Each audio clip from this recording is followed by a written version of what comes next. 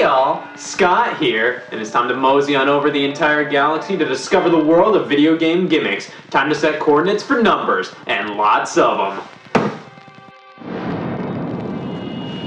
Well, it looks like we're getting a transmission from the planet Wagwan.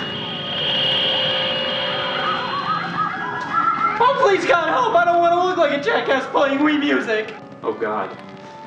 It looks like this is what happens when gimmicks go too far. Many call them intrusive, unnecessary, stupid, and dumb. They've plagued video games for as long as they've existed, and for at least the next 10 minutes. Gimmicks are crucial in business to ensure differentiation. You have to stand up from the crowd and offer something that sounds compelling enough to get consumers to bite. Take, for example, Toys R Us's new gimmick is insane price cuts, and people are flocking to the stores. They should do these sales more often. The term gimmick has often been associated with video games, especially within the past decade or so with the introduction of... It's an easy way to get people either not initially interested in a particular game or video games in general to bring a copy up to the register. I think most people started throwing around the term in association with video games when a certain game console that goes by the alias of I set Nintendo back 5 years came out, but gimmicks have been a part of video games ever since they became a commercial product. The first game console, the Magnavox Odyssey, basically was just a bunch of variations of Pong with transparent overlays you put on a screen to simulate graphics and different game genres. Gimmick. The Power Glove for the NES, motion-controlled mitten. Gimmick. Wireless controllers.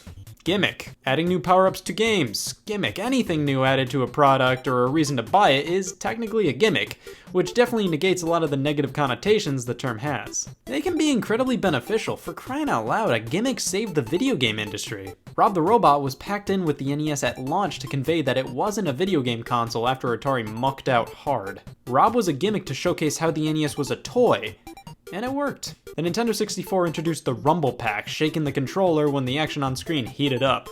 Definitely unnecessary, but Rumble has been a staple in video game controllers ever since the Rumble Pack's introduction, and without it, we wouldn't have gotten 1-2 switch. Light guns, you don't need them, but on-rail shooters wouldn't be the same without these things. And imagine Dance Dance Revolution without the dance pad, it's just a revolution at that point. God, I've been waiting to scoff at something today, that'll do. Gimmicks may be unnecessary, but they can be fun additions that spice things up and eventually turn into necessities. However, if they bog down the experience and make it less usable or fun at the expense of adding a bullet point on the back of the box, that's when everybody starts to pout.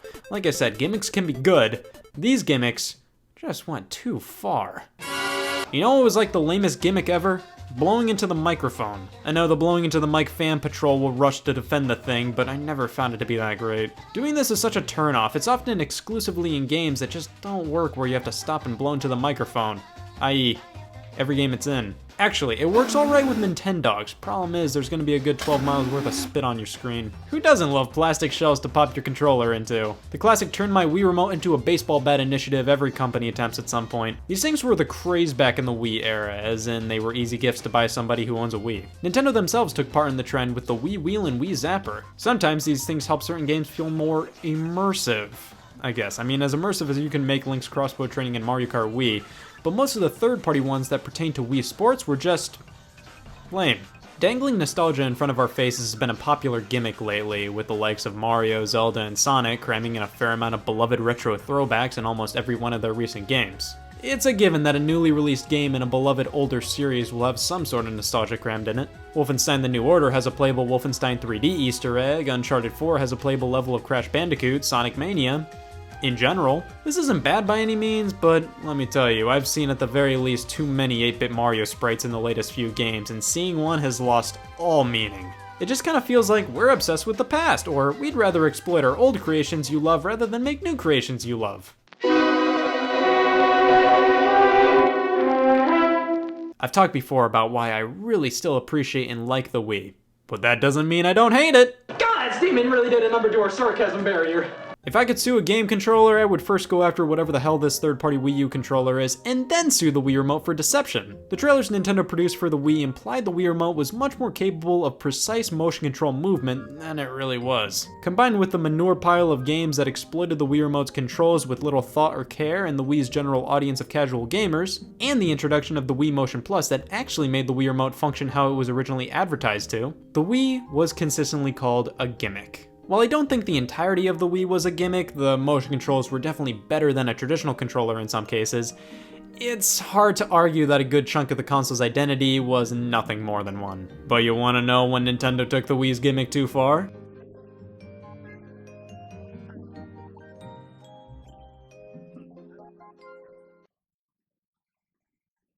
Nothing like a Wii Vitality sensor announcement to consistently make you wake up in a cold sweat. This was just riding on the coattails of the success of Wii Fit. They never announced how it would play into any form of software. It never came out, but they did say they would want to try bringing it out when the technology advances, so it'll be back, mark my words. When a gimmick is successful, others take note. As you can see here, we have two examples of add-ons with a case of Wii gimmickitis, both releasing in 2010. First up, the Kinect, whose gimmick relied on ousting the Wii's gimmick as yesterday's news with its own hands-free gimmick. The Xbox 360's Kinect was advertised as life without a controller, and everybody who didn't know what a video game controller was shouted, "Sold!" After using it, almost every application using the Kinect was hands down much slower, and in some cases more frustrating and confusing than using an actual controller. But that didn't stop game companies from saying, you know what would be better with Kinect? Mass Effect 3! That's a ugly idea barrier too! The Kinect was a complete gimmick which did nothing but annoy Xbox owners. Using it was a hassle, and most of the games that required it were lame.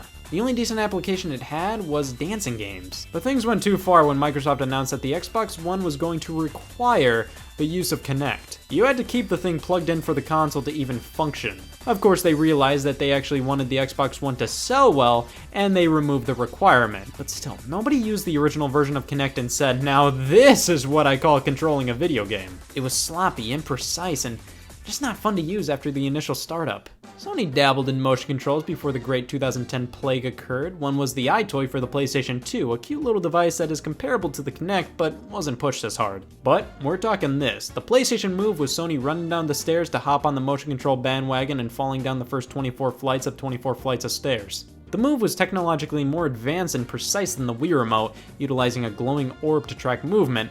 However, I don't think any Wii owners saw the Move as an upgrade for the ages. It was more of a Wii for owners of the PS3 already, not a reason to buy a PS3. Which is why seeing games require or emphasize the Move controller became a bit too much. However, the era of gimmicks continued on with Wii U. I think this was a more offensive gimmick than the Wii, because at least with the Wii, people knew what the gimmick was, and they wanted it for that reason. I don't even know what a Wii U is, you're expecting me to know what its gimmick was? After doing some research, the ancient scrolls foretold that the Wii U's gimmick was the Wii U gamepad, having an extra screen on the controller that could be used for God knows what.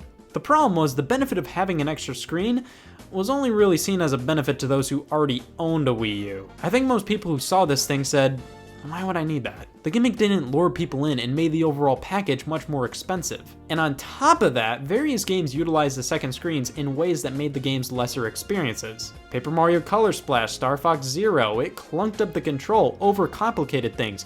It wasn't pretty sometimes. Now that's not to say the second screen wasn't used in good ways, but the lack of software that truly took advantage of the two screens says right there that Nintendo just saw the Wii U's gamepad as a gimmick and not something to make gameplay better. The Wii U's successor, the Nintendo Switch, definitely does a gimmick right. I mean, you want to use the system as just a home console? Leave it right there. Want to play it portably? Take it out, blam. Play the way you want to play. The gimmick is understandable, useful, and doesn't affect gameplay negatively. The same can be said about the Nintendo 3DS. Class is free 3D, you can use it if you're into that sort of thing, you can turn it off if you're a total prude. Gimmicks aren't inherently bad, they're vital to keeping things fresh. Anything new can be labeled as a gimmick.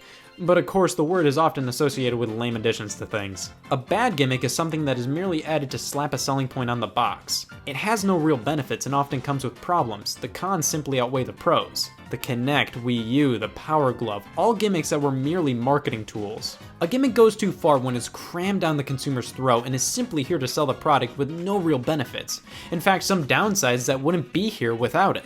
Gimmicks work best when they're thought of by designers, artists, the creative teams producing the product. They're more thoughtful, generally have more value and worth in them, and possibly enhance the product like crazy this way. When marketing creates a gimmick and then tells the creative team to make something around it, good things can come out of that, but we generally get stuff like ugh, yikes, and eek. Forcing motion controls down throats, a feature that just doesn't work as advertised, changing gameplay for the sake of advertising instead of, you know, gameplay. I like me a good gimmick if it's well thought out and doesn't bog anything down, but a lot of what we went over today, yeah, parasites.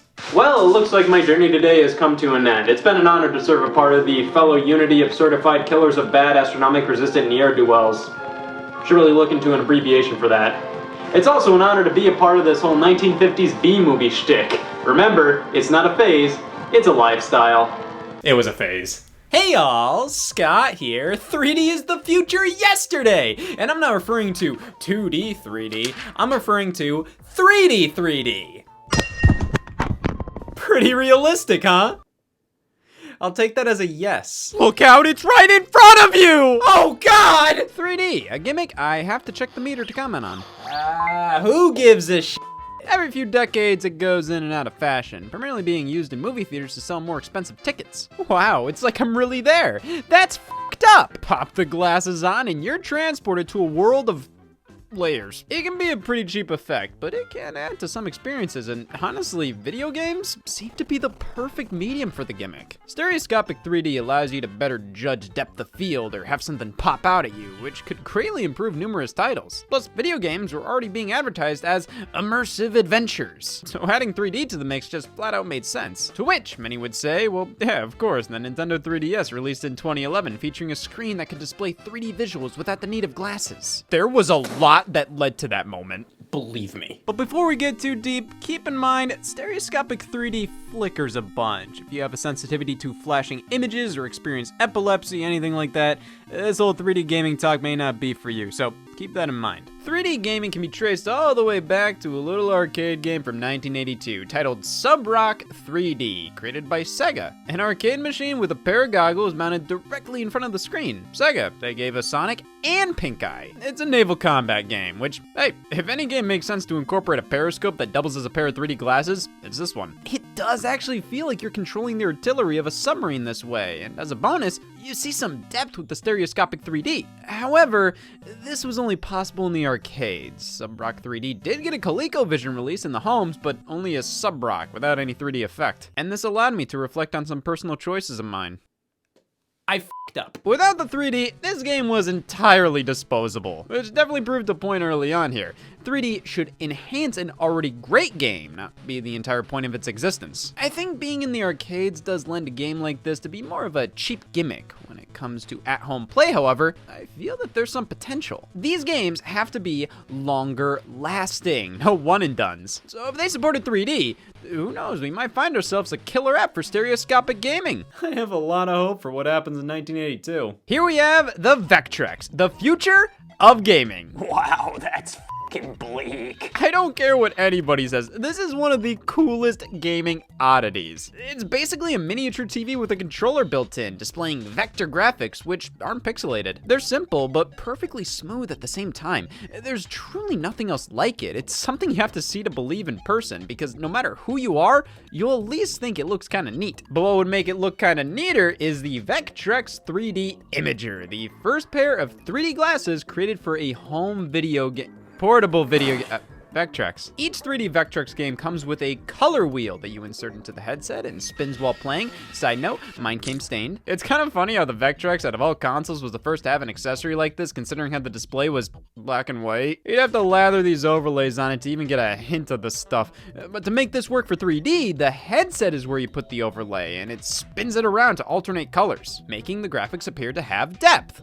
Supposedly. Yeah, I have 3D Crazy Coaster here, one of the few 3D Vectrex titles. I guess this is supposed to be a roller coaster simulator for fucking robots! Yeah, for me personally, the 3D Imager doesn't really add a whole lot of depth to the image. It more so just makes it viewable to me. But this helped to lay the groundwork for 3D gaming at home, and should be respected for that. Making a 3D headset for a black and white vector graphic based console in 1982? That takes guts and methamphetamine. But in 1987, all it took was the latter. The Famicom 3D system by Nintendo. Yep, 3D gameplay on the Japanese version of what we got over here as the NES, the Famicom. Oh my god, this is such a sleek, futuristic accessory. What did we get over here in North America? A really bad shopping list. So we never got a full-blown official 3D gaming accessory for the NES over here. Any game that had a 3D mode, you would just use the typical paper glasses for. These were the reason why I never understood 3D branded technology being so much more expensive back then. Why are they expecting me to pay thousands more for a feature Spy Kids gave out for free? Well, have you tried playing Rad Racer in 3D? He did. The Famicom 3 headset is far more advanced. It plugs into the system and conveys a much stronger and more stable stereoscopic effect than what you'd get with a standard pair of paper glasses. But that's like saying this corpse is stronger than this one. So this headset uses a style of stereoscopic 3D possible by active shutters. Basically, the gameplay flickers between two images, in which each lens of the headset will exclusively show each eye one of the two, which creates a 3D effect. Now you're probably wondering how good the 3D effect is on 8-bit games from the 1980s, so that's why society is crumbling. Well, I have a couple of compatible games right here. There weren't many, only 7, and only one of them was made by Nintendo themselves. Famicom Grand Prix 2 3D Hot Rally, an entry in a series you could consider to be a precursor to Mario Kart. To enable the 3D mode in most of these games, you just hit the select button and wow, you're transported to the same damn game you were playing before. It's just harder to see now. So the 3D works. In a game like 3D Hot Rally, I can clearly see that the car's in the foreground with the other elements in the background, but it is a very weak effect. It's there, but I have yet to play any Famicom game where the 3D enhances the experience and doesn't hinder it. Take, for example, this game, Falcyon. Everybody knows Falcyon. Okay, well, not the morgue. This is a space shooter played from the perspective of behind the ship, which is rare for games of this era. It works fairly well in 2D. However, in 3D, I just get a whole lot of double vision. Maybe it's my eyes, the TV I'm using, the age of the 3D headset. I don't know, because apparently this game is considered by some to have some of the best 3D on the system, though I cannot see how people would think it's necessary. This game, alongside all the others, works much better in 2D. The 3D is a cute little gimmick, but only for a second. Then after that, you ask yourself the fabled question: Why? while the Famicom 3D system works, it doesn't add anything to these games other than a very slight feeling of depth. But if anything, it makes them harder to play due to the constant flickering and awkward headset. With the goggles on, it's like I'm playing the game with sunglasses. Everything's darker, and with the glasses using active shutters and the game flickering back and forth, the 3D may work most of the time, but it's always going to be a much clearer and easier experience playing in 2D. And the only games released for the thing were either just racers or shooters, and if they came over to North America, they included paper glasses in the package, which didn't work as well, but for how little the Famicom 3D system enhanced the experience, I think these were a fine substitute. Needless to say, the Famicom 3D system flopped. Only 7 games, none of which were the most compelling and only covered like 2 genres. The 3D effect, while there, wasn't good enough to warrant setting up the headset to play every time and investing in a whole ass accessory like this. Yep, I'm putting my foot down with the whole Famicom 3D system debate. Damn, Scott's just gonna say that in the open just like that? Nope. Well, Nintendo wasn't the only video game company pushing 3D in the home at the time. We're cycling back over to Sega, who released this, the Sega 3D glasses for the Sega Master System. In terms of how it works, remember this? Yeah, these function in pretty much the same way. However, the game lineup is far more impressive. There are 8 games. While Nintendo dipped their toe into 3D, Sega threw their whole ass ankle into it. There's so much more variety in the games that supported the feature, plus the Sega 3D glasses released outside of Japan, which says a lot. That's correct, we had the right to play Zaxxon in 3D. Damn, it's good to live in Ohio. And yeah, I'd say these were a far better value than the Nintendo equivalent. I angered them. Moving into the 1990s, 3D wasn't attempted nearly as much on a consumer level. Most projects that were being developed never saw the light of day, like Sega VR for the Sega Genesis. I mean, the PlayStation 4 can barely do virtual reality. It needs a whole ass this to be plugged in. You expected the Sega Genesis to be able to hold its own? However, Nintendo pulled through. They did it.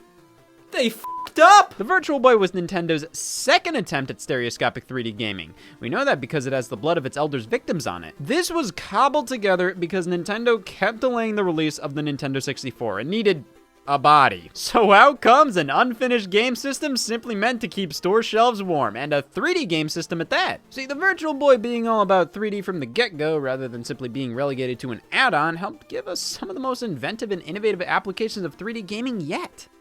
It's also the Virtual Boy. Visuals restricted to a red and black color palette. Burgundy wasn't returning their calls. Awkward design that invited you to confuse your neighbors across the street. The Virtual Boy was one of the biggest busts in all of gaming. But that doesn't mean it didn't have value. The specs here allowed for far more types of 3D games rather than just shoot or drive. We got platformers focusing on hopping between the foreground and background, a first-person survival horror game, puzzle games, boxing, tennis, golf, baseball, fishing, water world. While 3D gaming was far from necessary for most, if not all of these games and genres as a whole, the Virtual Boy helped show how 3D could potentially enhance them. Being able to judge where everything in the environment is in relation to the golfer, being immersed in a world of horror, before, not being able to look away like you could with a TV screen. I'm not saying the Virtual Boy necessarily succeeded with these concepts. I mean, it all worked fine enough, though it didn't light the world on fire. But it most certainly showed how they were possible, and you can see their innovations present in modern gaming experiences. The Virtual Boy only had nearly 24 games released for it worldwide, and was discontinued in 1996, less than a year after its debut. The 3D was honestly some of the best seen in gaming thus far, but does that really matter when you make 50% of these glasses worthless? Most of the Virtual Boy's shortcomings stemmed from cutting costs, like with the color palette and age restrictions. You probably shouldn't view this if you're under the age of 7. Well, yeah, you probably shouldn't drink and drive, but people still do it. So, what did we learn from the Virtual Boy? Nothing. Well, the failure of this console can show consumers didn't really respond well to a fully 3D game system. Stereoscopic 3D is an illusion. Many people can see it, but some just can't. And even those who can see it, it can really wear down your eyes and hand out headaches. So while the Virtual Boy did find far more creative uses for 3D in gaming than ever before, you couldn't turn the 3D off.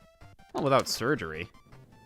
For Mario Clash? It was completely impractical. This was a system made for a cheap 5-minute thrill, or look, the baseball's coming right towards me. I can do that for free. Not legitimate gaming experiences that players were expecting in 1995. I mean, most of the Virtual Boy's library consisted of titles that felt more like arcade games you played for 3 minutes at a time compared to the multi-hour experiences being released around then. No wonder this thing flopped. While it did have some merit, this was exactly what was wrong with 3D in gaming, putting 3D before gaming. However, that didn't deter Nintendo from pursuing this field even more. At this point, I don't know what would have. So the GameCube and Game Boy Advance were initially designed with some 3D capabilities in mind, more so the GameCube. Games like Luigi's Mansion in particular were tested with stereoscopic 3D, which makes a lot of sense. Each room in the game almost feels like you're peering through a dollhouse, so it definitely would feel right at home with the feeling of depth 3D allows. However, while the GameCube did have the necessary components inside it to display 3D imagery, like you can crack yours open right now and we'll find the technology required for such a thing, Nintendo opted to just scrap the feature for consumers, as it would have been far too expensive for a headset accessory and even a TV capable of 3D back then. It was always difficult for me as a kid to understand why sometimes 3D was expensive as it was, and other times it was included in a $5 Walmart DVD. Now, I definitely understand the type of 3D Nintendo was testing with the GameCube was much more robust and functional, while the cheap red and blue paper glasses made more sense for a picture book or something. But I think my childhood mentality of, why is this 3D more expensive than this 3D, is something many people had, which is why more elaborate expensive 3D devices didn't catch on too much. So, how about some games that just support those cheap paper 3D glasses? What's the worst that can happen?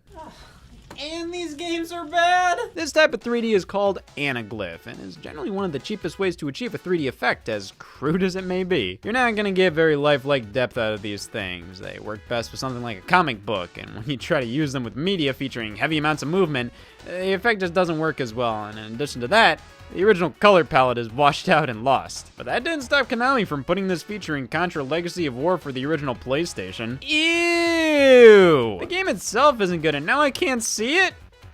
Well, that's actually better. Slide 3 on the PlayStation 2 offered stages in 3D, of course being optional, viewable with glasses included within the manual. They even kind of look like Sly Cooper's eyes, which is a nice touch. Though both of these examples showcase how anytime Anaglyph 3D was featured in a game, it was always a complete gimmick with barely to no amounts of value. I need to do better research. In reality, there is one more notable use of Anaglyph 3D, and that's with Metal Gear Acid 2 on the PSP. Bundled in here is the Solid Eye, a foldable cardboard contraption that goes over the PSP screen to allow the player to view 3D images in-game. This is something you'd expect to see on a Nintendo console long before a Sony one, and honestly, I feel like you can make endless connections between this and the modern method of obtaining inexpensive virtual reality by folding together cardboard and sliding a screen in there. Metal Gear Acid 2 did this all the way back in 2005. What's your excuse? Featuring 3D, however, was hardly ever a great selling point. I mean, most of these games save the explanation for the back cover. It's obvious not many people really cared about 3D. If they did, there would be far more applications in gaming than there ended up being. I think we were all happy with the story ending there. And Nintendo and Sega tried it, and nothing of note happened. In fact, it hurt their companies, if anything. And including paper 3D glasses was pretty much just a novelty. Most games that did it, they did it because they wanted to distract people from their game being as mediocre as it was. What? So by the year 2009, it was time to say goodbye to reality! 3D is back! back in the mainstream, with the release of the movie Avatar setting box office records, with the 3D edition being held in high regards as the version to see. Everybody was all about 3D again. Every blockbuster film was releasing alongside a 3D version, with some making the 3D the core identity of the flick. Various classic movies were re-released in theaters in 3D. 3D TV sets were being sold as the next big thing, with 3D Blu-rays and 3D Blu-ray players being pushed right alongside them. Yep, it was a good time to be stupid. Now, the release of Avatar in late 2009 wasn't the true beginning of this 3D resurrection, as these 3D products were being developed and produced within the year or two beforehand. But because of that, the film's release couldn't have happened at a more perfect time. Trying to give consumers a reason for wanting this became a whole lot easier after they came back from seeing Avatar in 3D.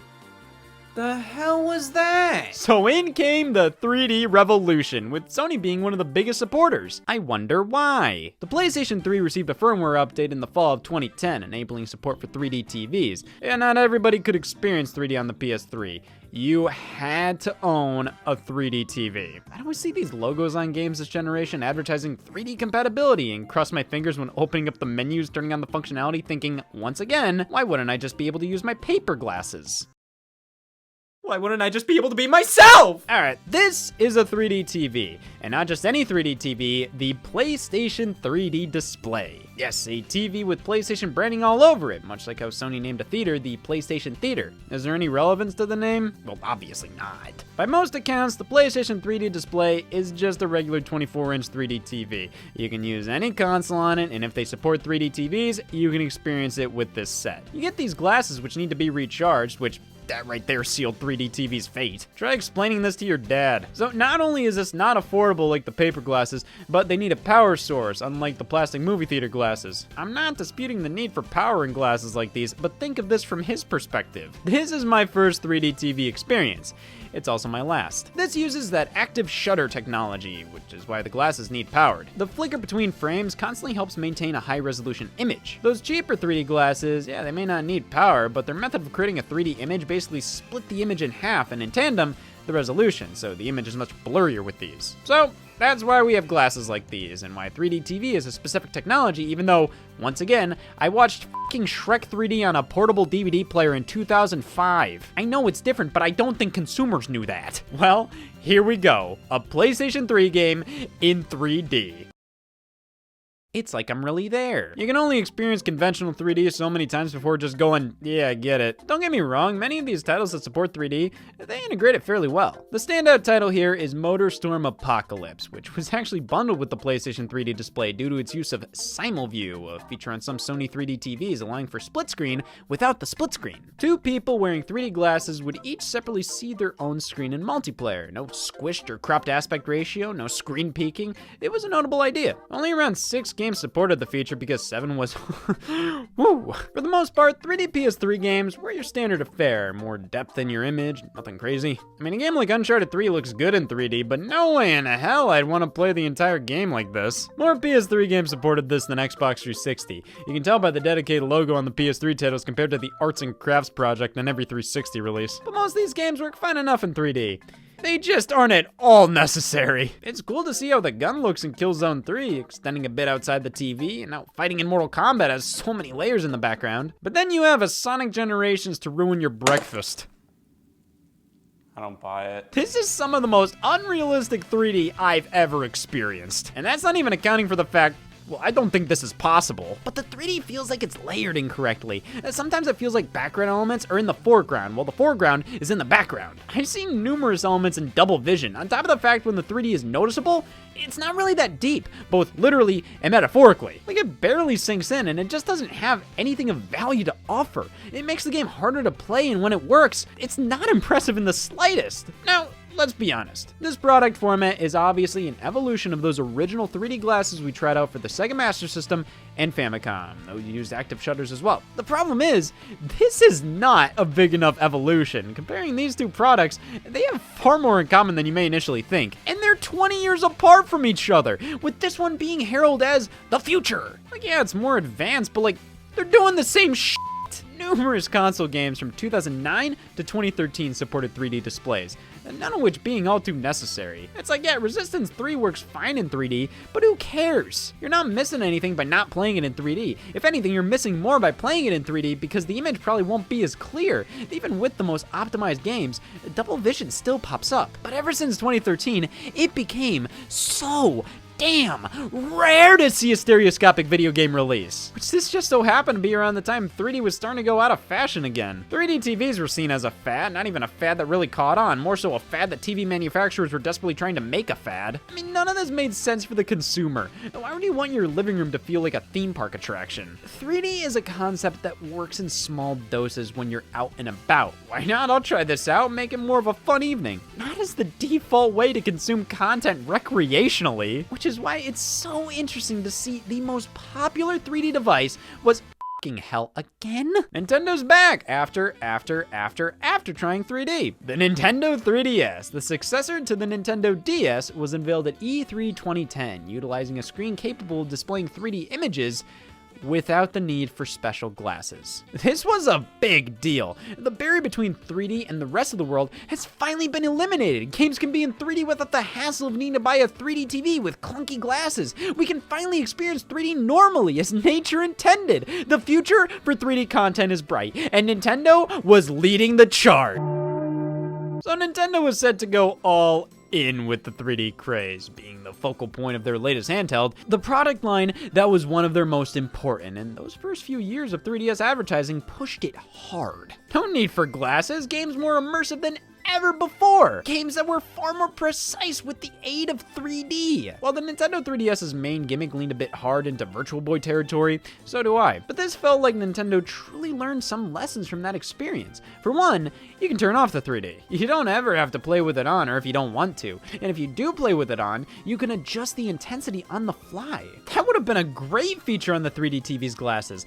This is the most user-friendly application of stereoscopy that exists, and it works beautifully without glasses. Of course, you have to hold the system dead on for the effect to work properly, but if you do that, it'll work properly. And the games themselves, I mean, talk about the best uses of 3D so far in gaming. Super Mario 3D Land was designed around it, making it easier to properly land jumps. Kirby Triple Deluxe, Planet Robobot, Donkey Kong Country Returns 3D, and Mutant Mudds have you hopping between the foreground and background. Remakes like Star Fox 64 3D, Ocarina of Time 3D, Majora's Mask 3D, Xenoblade 3D all implement the feature beautifully and breathe new life into iconic worlds. I'd say Mario 3D Land may be the only example of a game that may need 3D more than it doesn't, but many titles on the 3DS utilized it quite well, and being a flick of the slider away gave the 3D effect way more of an impact than going through hell and back to play Sonic Generations poorly. Now, I can play Sonic Generations poorly because the 3D isn't the issue, it's the game itself that f***ing stinks. Luigi's Mansion received a sequel on the 3DS, Dark Moon, with superb 3D in tow. Like I said about the first game, the room-to-room camera angle made that game feel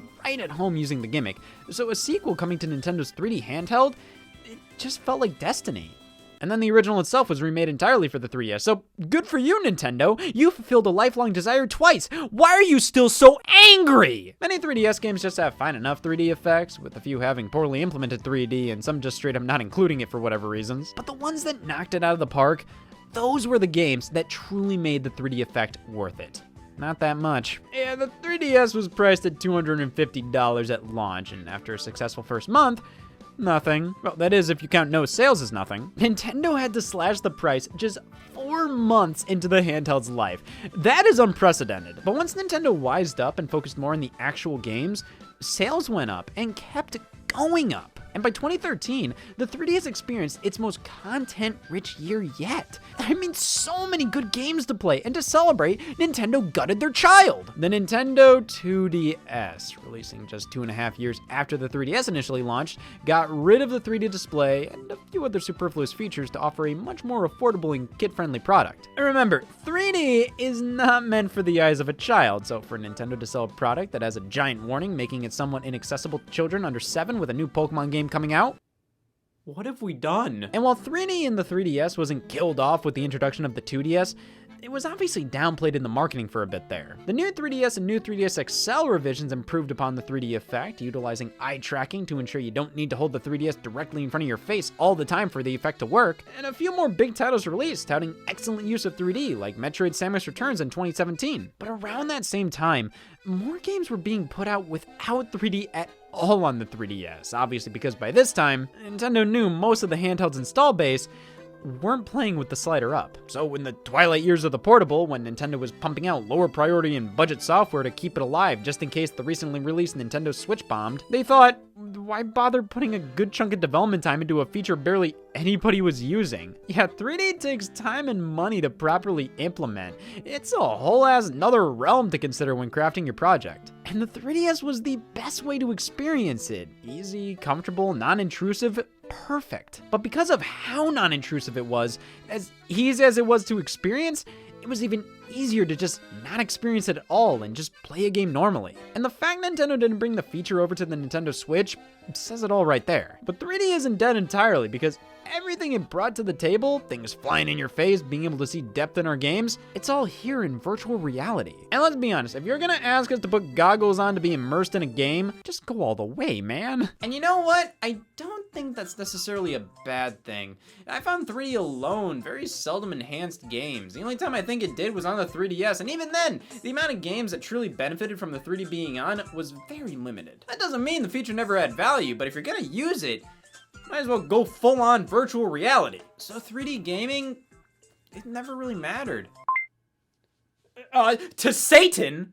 Hey y'all, Scott here. I'll take that as a sign. I should subscribe to some boxes. Ever since I was a little kid, I wanted to waste money. Now, I've dipped my toes into wasting money by buying a PS4 Pro, but I think it's time to get mega reckless. I'll just look up how to waste money. Oh, it redirected me to lootcrate.com. Subscription boxes are the most foolproof way to get a bunch of shit you don't want. You pay a fee to get a new box delivered to your doorstep every month or so with new products included. There are foreign food crates where you get all different kinds of snacks from around the world, fashion-based ones, shaving-based ones, grass crates. There's really a subscription box for almost any hobby you can think of. Of course, with one of the most prevalent being dork boxes. Oh yeah, boxes full of geeky goodness delivered to my doorstep every month. Subscription boxes focused around nerdy things like video games, movies, and comic books. Yeah, those are the ones I think of when I hear subscription boxes, and Loot Crate is the most well known. It started back in 2012, and Loot Crate decided the best way to get their name out there is to sponsor any being with a pulse online by sending them a crate to unbox on camera. Yes, I'm sure you've heard something along the lines of, Hey guys, Loot Crate sent me this. I love Loot Crate. Let's see what they included in the box this month. Oh shit, a sock. Loot Crate sponsorships have probably funded Oklahoma's government. They're everywhere. Now, one of the only big things that sponsored a ton of social media rock stars that I got suckered into using was 99 Gamers. It was a site you could use to sell video games for virtual coins that you could only use on the site to spend on other video games people were trying to sell. One of my favorite ways to evade taxes. It was a cozy little site for a while. It was a simplified way to trade video games online. You sell games for coins, you use those coins to buy more games. I liked it based off of my experience using the site. But then I didn't use it for a year, and when I checked it out again, they decided to let people sell whatever the hell they wanted. 99 Gamers, you can buy Liberty City stories and a rug. So they became nothing more than another version of eBay or Craigslist. It shut down. But yeah, that was the only major thing that online personalities were sponsored by that I tried out. But Loot Crate, man, they sponsor everybody. I'm sure the term sponsored by Loot Crate will be the last thing I hear before death. Well, if people get paid to talk about Loot Crate, then it must be good. Let's check out their website. Alright, lootcrate.com, home of Jacob's favorite box apparently. Well, I can pick a crate. Oh my god, they've really expanded to all different kinds of crates. Last time I checked, they basically only had one Loot Crate box, but I guess enough people said good stuff but needs more Slam Crate, and boom, we got it now. Oh wow, the Loot Vault! I can pick up random stuff they included in previous crates that are just rotting in their warehouse. Alright, I think I know what I'm getting here. You see, I gotta go with a standard Loot Crate, but they offer a Loot Crate DX.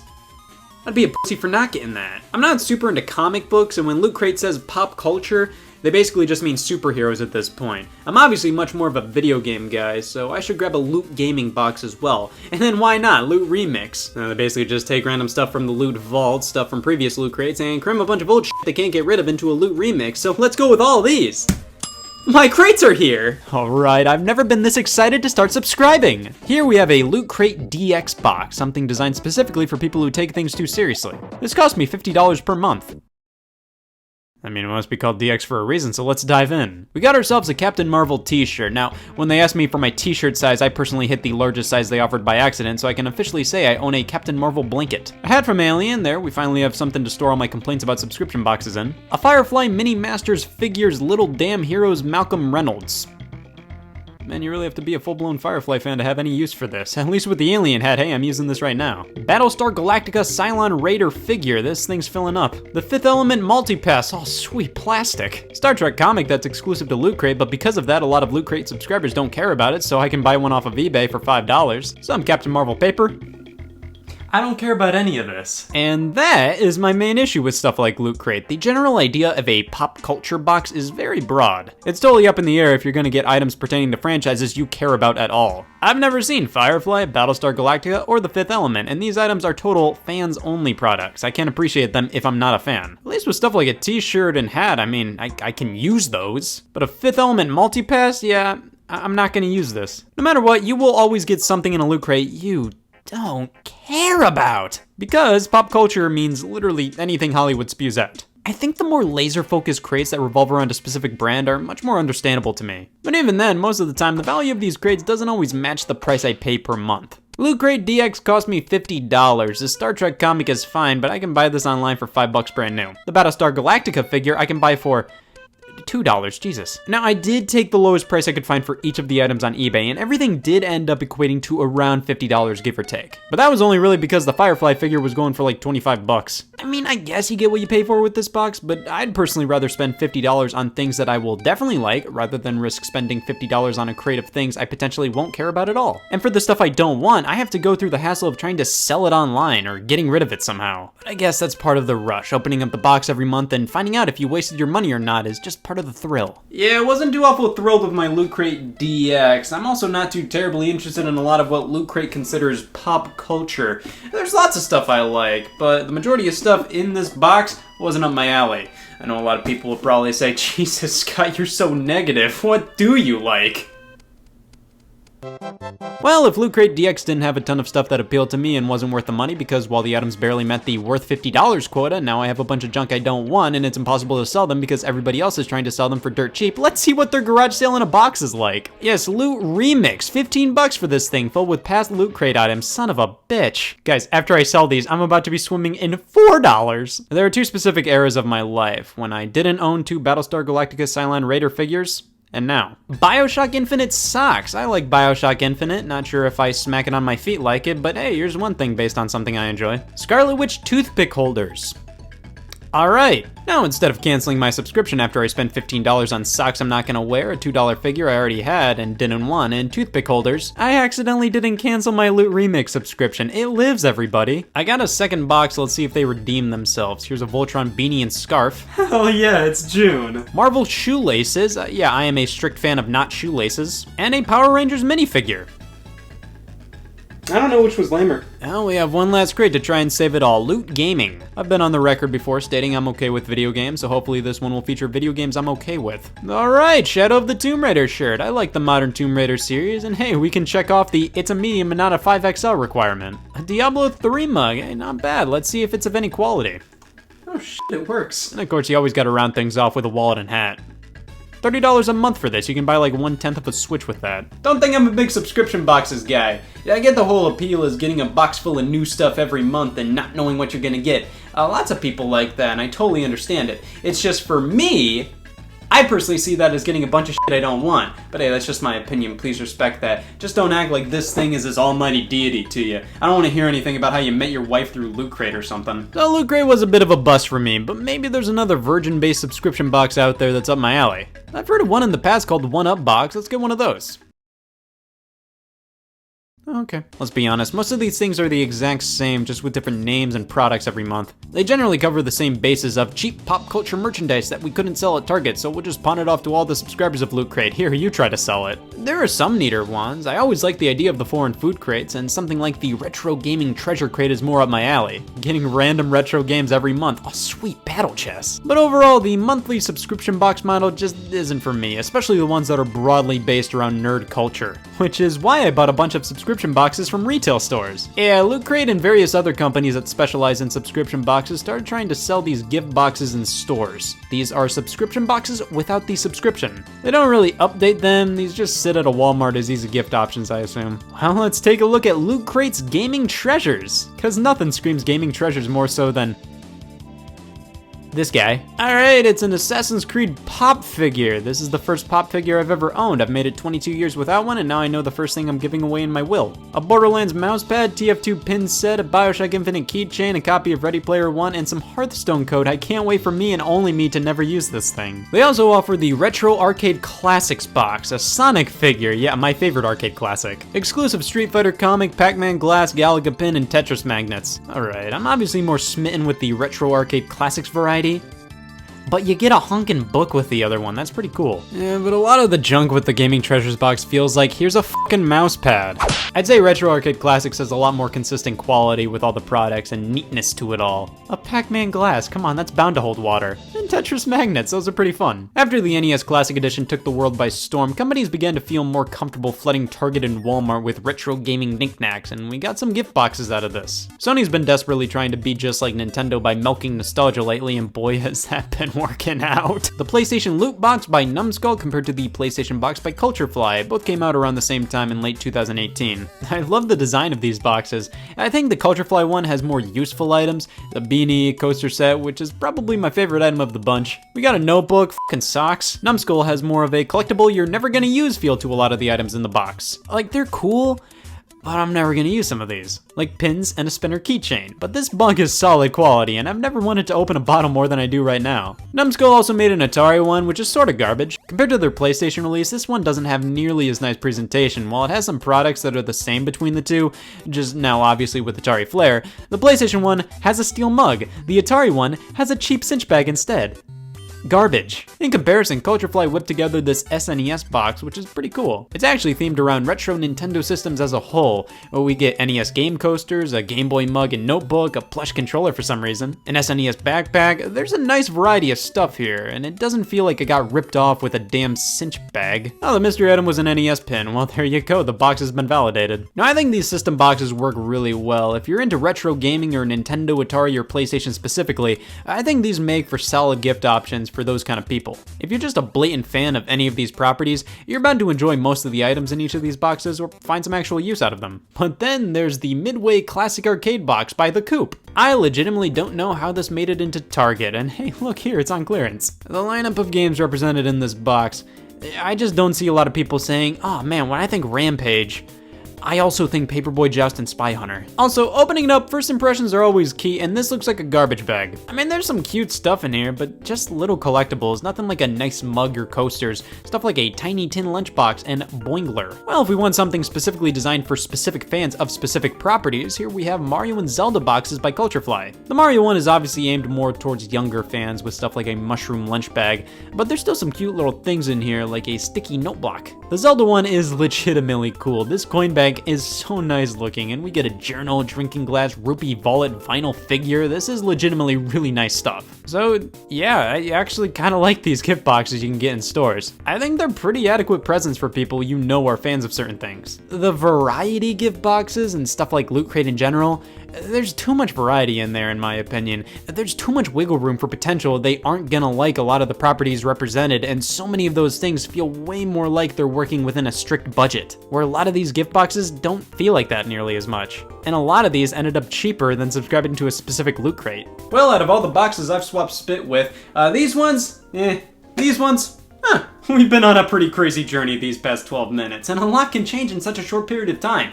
Just in the past 12 minutes, I've contracted something. I've been diagnosed with not giving a shit about Loot Crate. Hey, all, Scott here. Online personality test. I have no idea who I am, so just let Google tell me. You have to shout to make a point properly. Yeah. Did you eat anything today? Tylenol. Do you just want to plug and play games? Do I have a face? I won! So you have a video game console, right? Welcome to the club. And you have to plug it into the wall, then plug it into the TV, then plug in a controller, then play it. This isn't plug and play technology. Have you been keeping track of the plugs at play here? I just want to plug something in once, and I'm done, and it has a nose.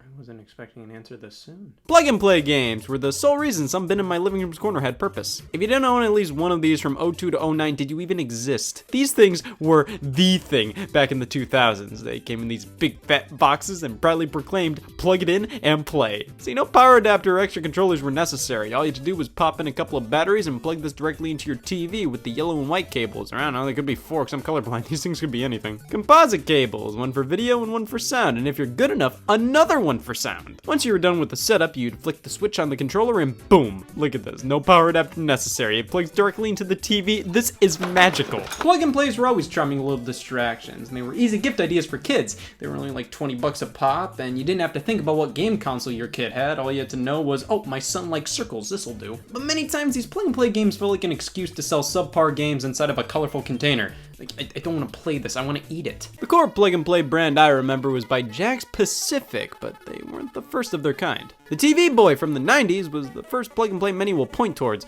It repurposed Atari 2600 games and included over 100 of them in an oval. Technology was evolving and fast. This was more of a bootleg console though. Pretty much all of the games included weren't properly licensed and had their names changed. But what the TV Boy did was not only obtain a cease and desist, but also set the standard for plug and play games in the future. Power them with batteries and utilize older technology. And one of the first ones to do this, legally, was the Activision 10-in-1 byte Toy Max in the year 2000. While not 100% confirmed, many do believe this was the first of the modern plug and plays. You have the cables, the logo, the legality, it has it all. This device features 10 Activision classics from the Atari 2600, so you know what that means, it looks like this. Yes, this is the controller you'd associate with the games included on this plug and play, and then this is the plug and play you wouldn't be able to identify in the street. So the on and off switch and reset buttons are on the shoulders, cool, and we have 2 D-pads, cool, with one acting as the buttons, cool, and the game selection.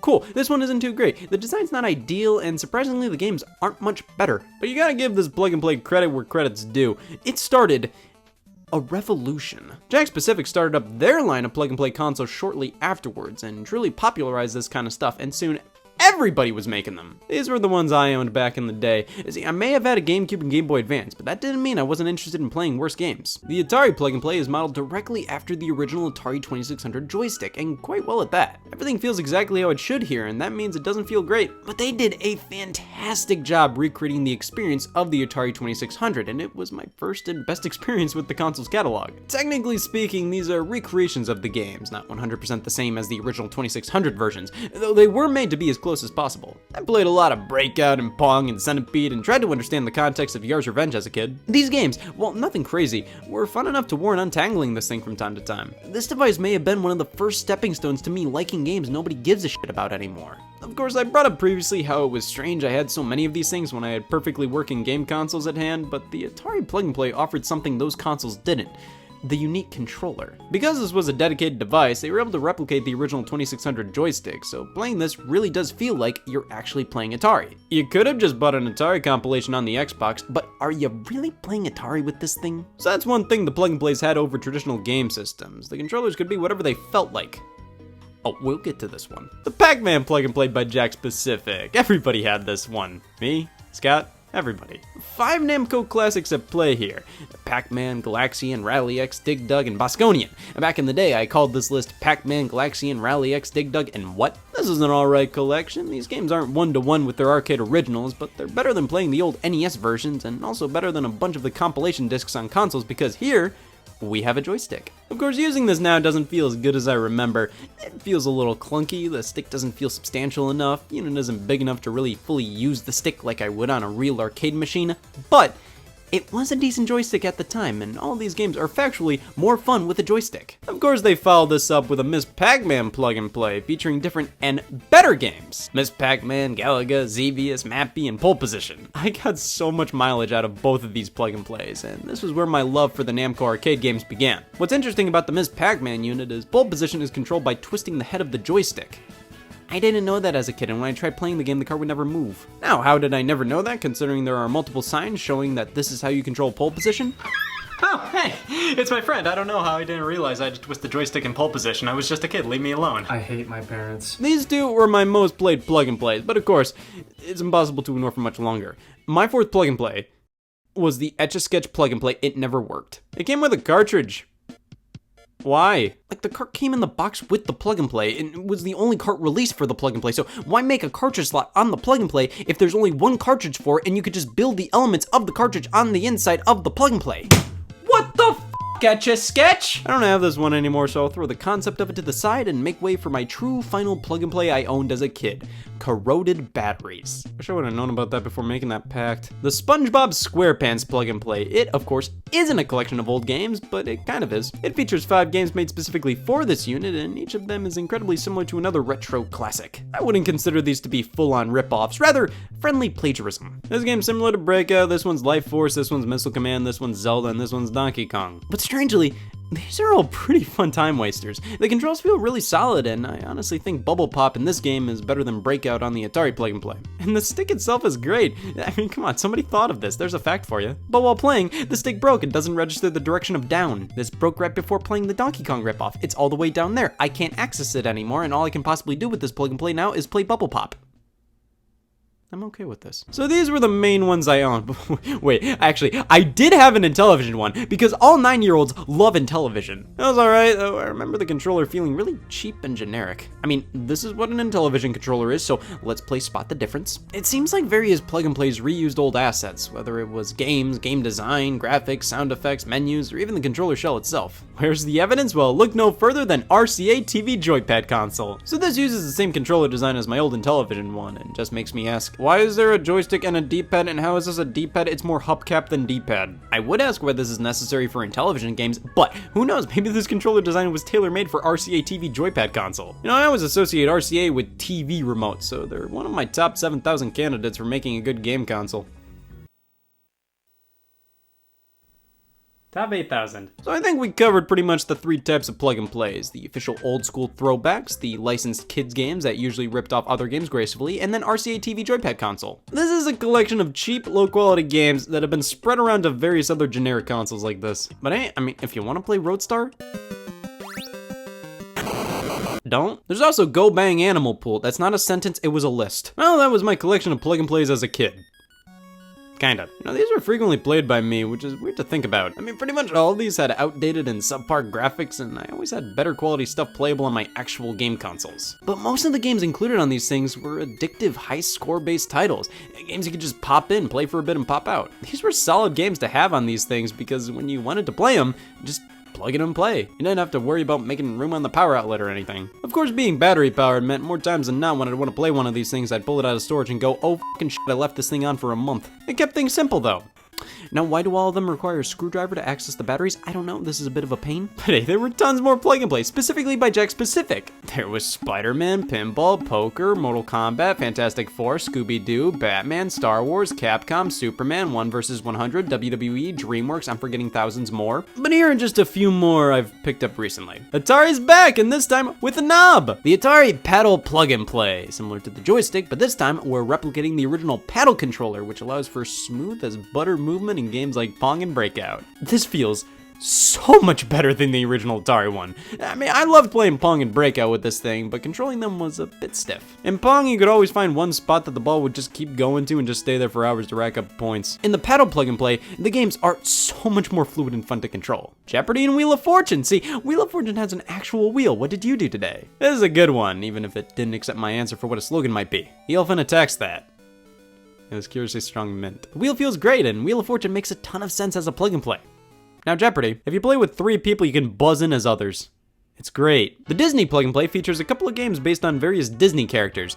This is most similar to the SpongeBob one. Each game is of a different style. The first one, you have to change the direction of the bridges to make a clear-cut path. So I constantly failed at the first level, but afterwards I swept the fucking floor with Timon to the rescue. We have a Lilo and Stitch platformer, Duck Golf.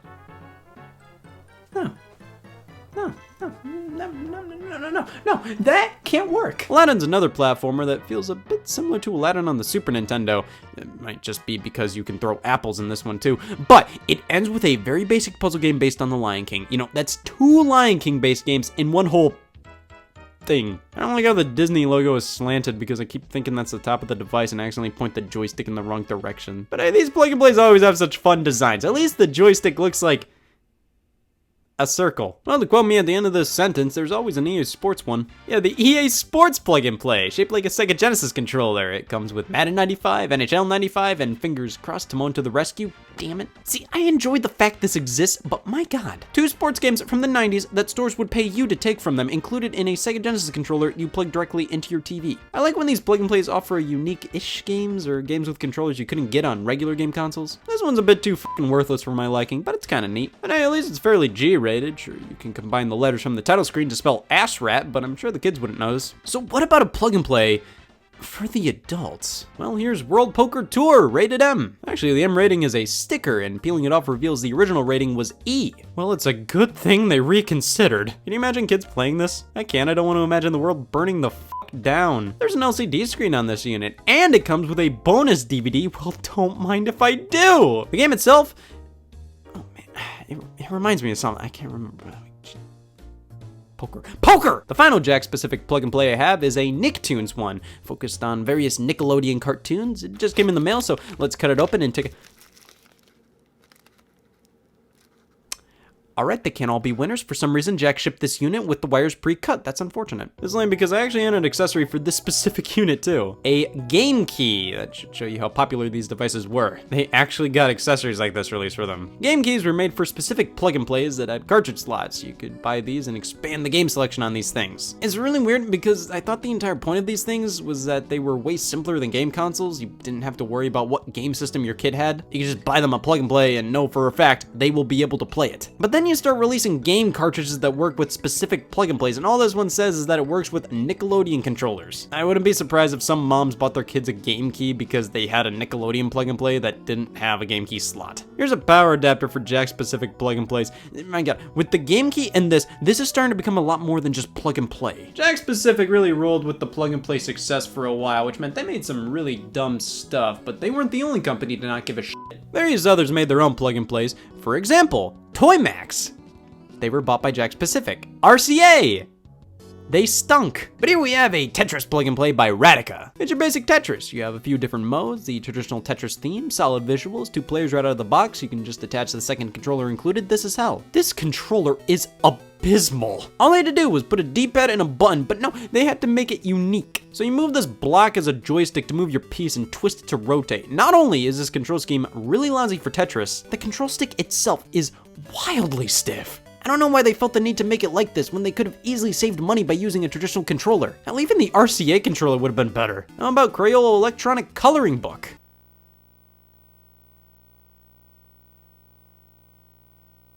I don't know why I'm disappointed. TV Wild Adventure Mini Golf. There better not be any ducks or I'm gonna fucking lose it. So this is interesting. It's a motion control golf game. You adjust your shot like this and wave the golf club over the sensor. Problem is, waving anything will register it as a hit, so as long as you keep the sensor covered, your character will constantly putt. Here's another gimmicky one, American Idol Dance Showdown. American Idol, you know, the competition show about singing. Here's a dancing game. It's a blatant clone of Dance Dance Revolution. You get a mat, you lay it out, and step on the right arrows at the right time. See, it's fine, but I personally feel that plug-and-plays work best when they supplement what you can do on a home console with unique controllers instead of just offering a version of DDR that a dollar store can sell. So that should give you a pretty good idea as to what the plug-and-plays were back in the mid-2000s, but that doesn't mean they aren't still readily available today, though I have no idea who's still buying them.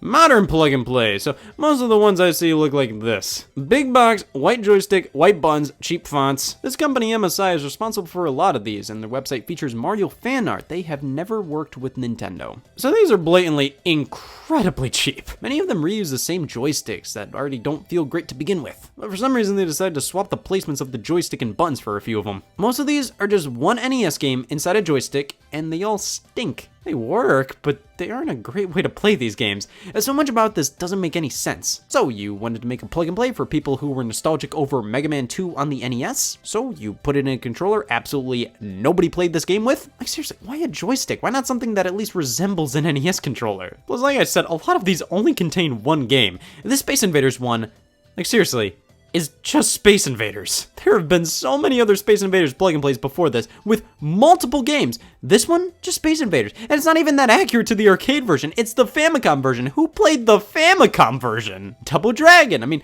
I will give this the benefit of the doubt. The batteries might be in here a bit wobbly. See, that's a problem with a lot of these units. Graphical problems if the batteries aren't fully in or are starting to go. But God, this looks bad. And it's just Double Dragon 1 on the NES. If you have the joystick, why not have the arcade version instead or include it alongside this? WrestleMania, yeah, just the NES game in the same joystick. Why don't I hear anybody talk about how garbage this company is? But I found this Pac-Man one at Walmart recently. It's actually pretty good. The design may not be the most comfortable, and sure, having the wires contained at the bottom with a lid may sound like a good idea, but just ends up making it more complicated to put away because now I have to cram all the wires back in and not lose the lid. But the stick and buttons feel pretty alright, and the game selection is pretty solid. It even includes the final level of Pac-Man where it's a full-on unbeatable glitch. It's sort of completely useless, but it's neat to be able to play it, as I'm sure most of us haven't gotten 256 levels into Pac-Man. I'm not a fan of having to do a combination of button presses to go back to the menu. I would have just preferred a menu button or something. But this is a solid newer plug and play. Of course, there are these Games products, the Blast units. They're wireless controllers connecting to HDMI dongles. A lot of people give Games what for since their quality isn't the greatest, but man, this is so much better than MSI. Who the hell wakes up and says, I'm okay with these existing? Plug and plays were a product of the mid-2000s, and while they're still around, I don't necessarily ever seeing them become nearly as big. They somewhat had a resurgence after Nintendo kickstarted the mini classic console craze. Some people call these little systems plug and play. I retaliate with, look at all these plugs. See, on the surface, these things may seem nothing more than cheap toys with extremely basic games for children.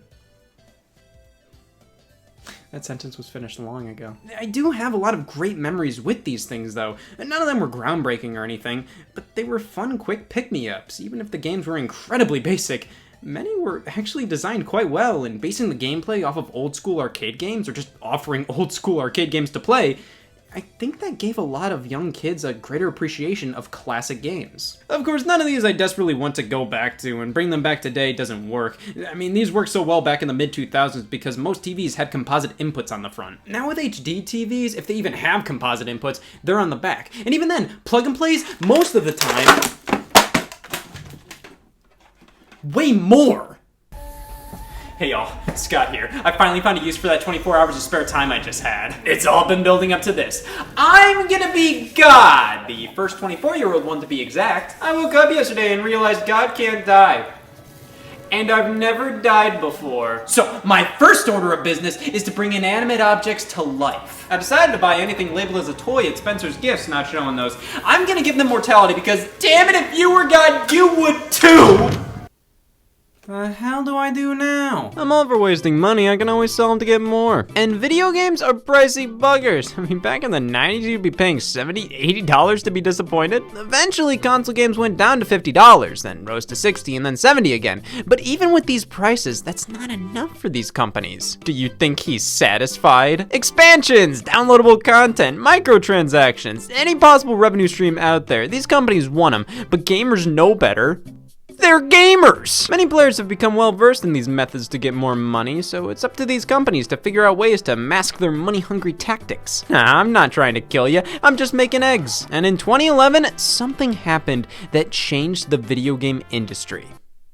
None of you would be here without him. Something else happened, and it was the start of a new genre leading to all kinds of possibilities in death. Toys to life. The idea of releasing a game for $100 that's incomplete and forces you to scan figurines sold separately to unlock characters already in the game's files is fucking stupid. Let's do it! There has always been a lust for putting elements of real life into video games, and yep, that counts. Using a camera to insert yourself or your objects into the game world, or even something as simple as character creators, it's just flat out cool, and game designers know that. So, what if you had toys that you could scan into a video game and instantly be able to play as that toy? Great.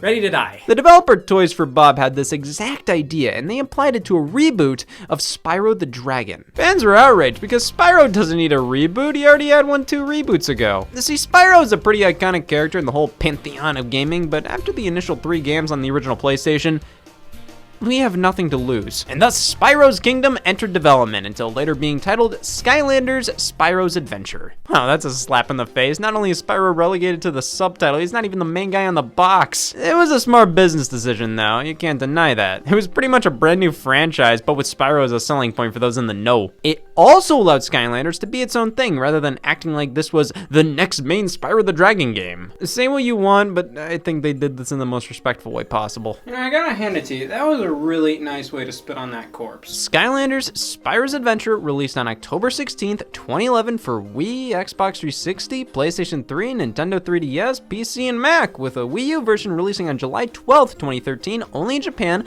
published by Square Enix. I'm sorry. So, how does this work? Well, first you spend $70, then wait for that return on investment. In the box, you get the game, 3 figures, some cards, and the Portal of Power. I've got a lot going for me, don't I? The portal requires batteries. We plug the receiver into the system, and there we go.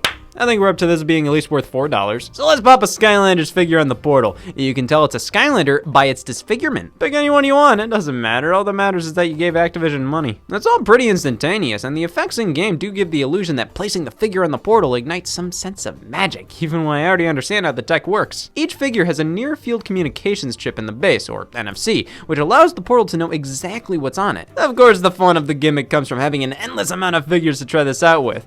Being restricted to just the 3 that comes in the starter pack, it's like, wow, I can get past the menu. There is nothing you can do unless you put a character on the portal, and once you have 40 of them, you truly start to like it. So allow me to offer you Skylanders figures to purchase separately for only $7.89 per character. And to have access to all that Skylanders has to offer, you can have it all for the price of $225. Okay, well, maybe there's something to this game. Maybe each character unlocks loads of content if this is worth $225. Skylanders is a game where you move forward and beat up enemies. I'll let you sharpen my pencils for $50 less. Skylanders is about the Portal Master. Me! I control all 30-something Skylanders and can swap them on a whim. They're frozen in our world as toys, but through the game we can see them in their world, fighting against the evil Chaos. It's a cute way to contextualize the Toys to Life mechanic, I'll give him that, but at the end of the day, Skylanders Spyro's Adventure is a simple beat-em-up for children. Take that back, all the children say. There's nothing wrong with it. In fact, loads of kids' games are structured exactly like this, and many of them popped up around this time. There was Disney Universe and Ratchet & Clank All for One. These are beat-em-ups with very simple level designs and controls that can be played via cooperative multiplayer. They're perfect for kids who have thumbs and very little else. I mean, I find these types of games to be a little too simple and slow-paced for my liking, so you're gonna need a gimmick to make it work, and Toys for Bob found it, being wasteful. You know, I'll be honest, I have been slacking off with wasting money lately. I don't think I'm in my prime. I need mentors to teach me how to be wasteful and appreciate a game that wastes so much plastic and money. I was once a chaperone for school dances, but then I realized I was contributing to society. Hi, my name's Jeb Jeb, and this right here is a piece of shit. Don't you want to be like me, doing absolutely nothing in life, so there's more or less pressure to perform? Rex Mose here and I do. We're the Waste Chasers. You're helping us by helping you be more wasteful. From this job, I bought 30 acres of farmland. What are you gonna do with it? We'll waste anything. Your time, energy, people. But according to our lawyers, we can't advertise murder on TV, so I'm obligated to say that we're kidding. Call us now to schedule your appointment. Confirm it by wasting money. This is the Waste Chasers.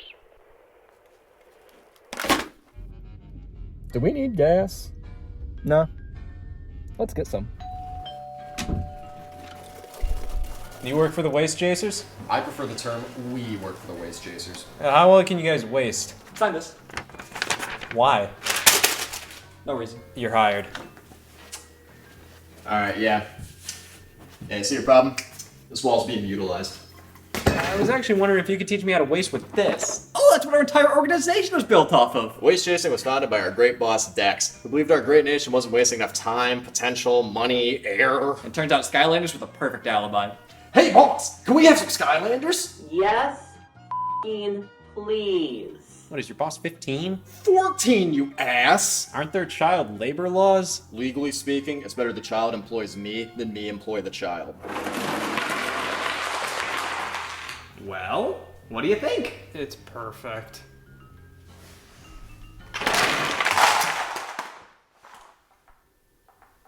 Let's order another set to be safe. This is how you can get any mileage out of Skylanders Spyro's Adventure, by investing in these dinky ass little things. You can beat the main game here with just the included figures in the starter pack, but this is a game designed around having 30 plus playable characters. Only 3 is, by definition, not fun. Hey, in 2011, these were all only around $8 a pop, so not a horrible deal or anything, but these toys are pretty small, all things considered, and it's kind of hard for me to really want a ton of them when I have absolutely no attachment to these creatures. Other than Spyro, these are all basically original creations, and some of these guys just look gross to me. Not in terms of being badly designed, and more so, I wouldn't want to be eating while looking at them. They all look like they belong on a pack of Mucinex. And I don't get some of these names. They're not even names. One of them's named Lightning Rod. His parents were dicks. Then you have Wham Shell, Trigger Happy, Stump Smash.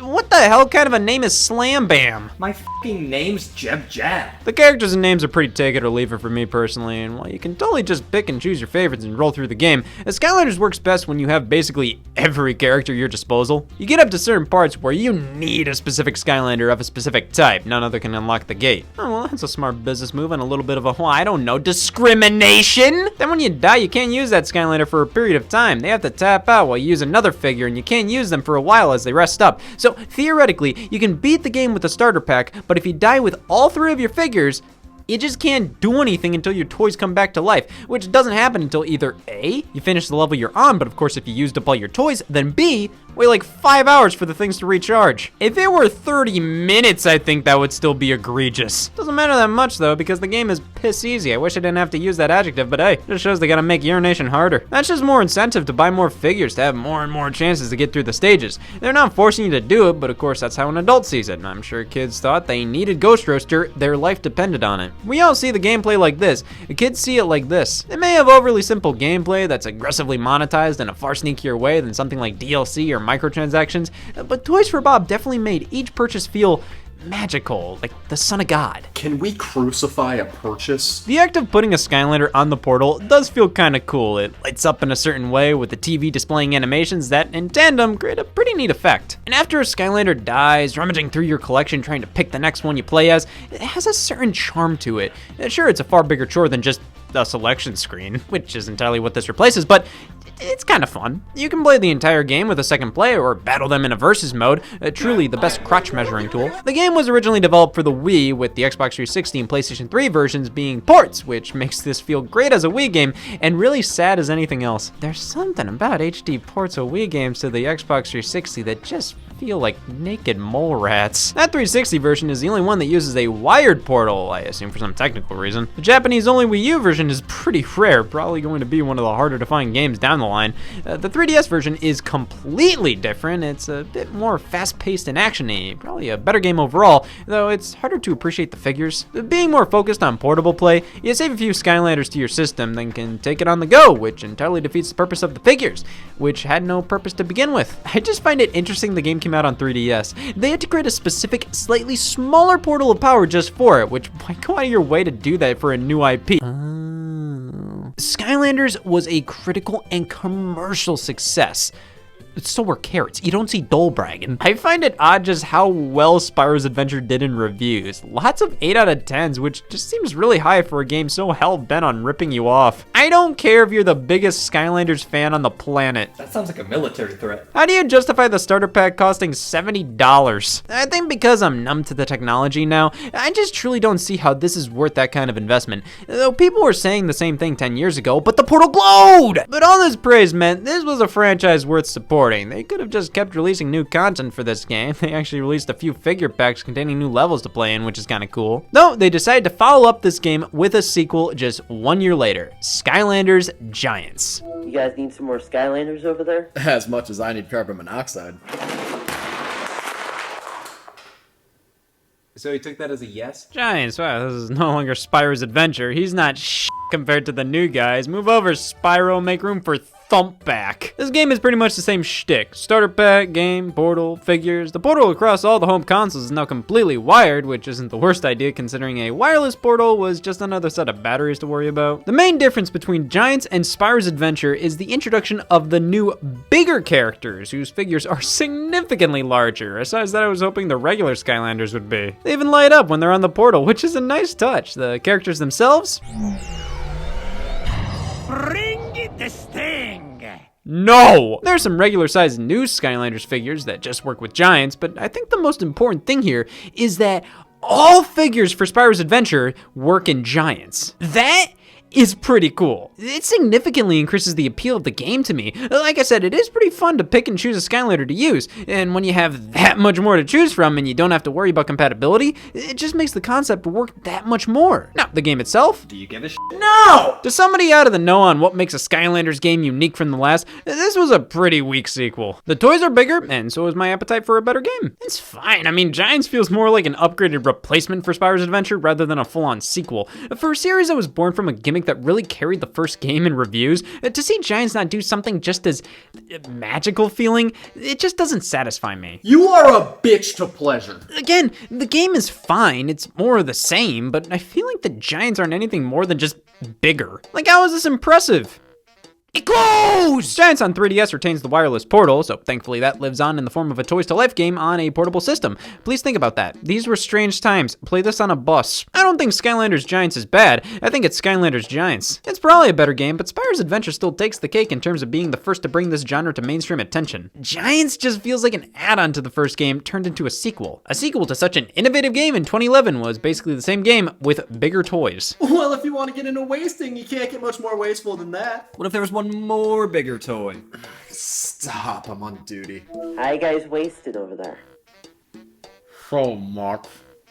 That's not enough. Well, the first Skylanders for the next generation of consoles, the PS4 and Xbox One, though it's still released for everything Skylanders Giants came out on. Skylanders Swap Force released in 2013 and was actually not developed by Toys for Bob. This time it was developed by Vicarious Visions just to get these games out on a yearly basis. Who better to trust with Skylanders than video game developers? This is something Activision does with their yearly franchises like Call of Duty. You need to keep them coming out every year, but to give each game 2 years in development, you split it across 2 teams. So while Toys for Bob works on the next game, here's Swap Force. Firstly, my God, they upgraded the visuals. It was painfully obvious Giants was built off of the first game, so to go from this to this is monumental. Even on the last gen systems, it's a phenomenal looking kids game, incredibly detailed with great lighting and popping colors. It's great to see that because this series did so well, they actually invested more into the productions themselves to make them better and better. The main gimmick of this game is the new Swap Force figures. You can take them apart and swap their bodies amongst each other, connecting with little magnets, and then when you put the figure on the base, they'll appear in the game with the swapped bodies.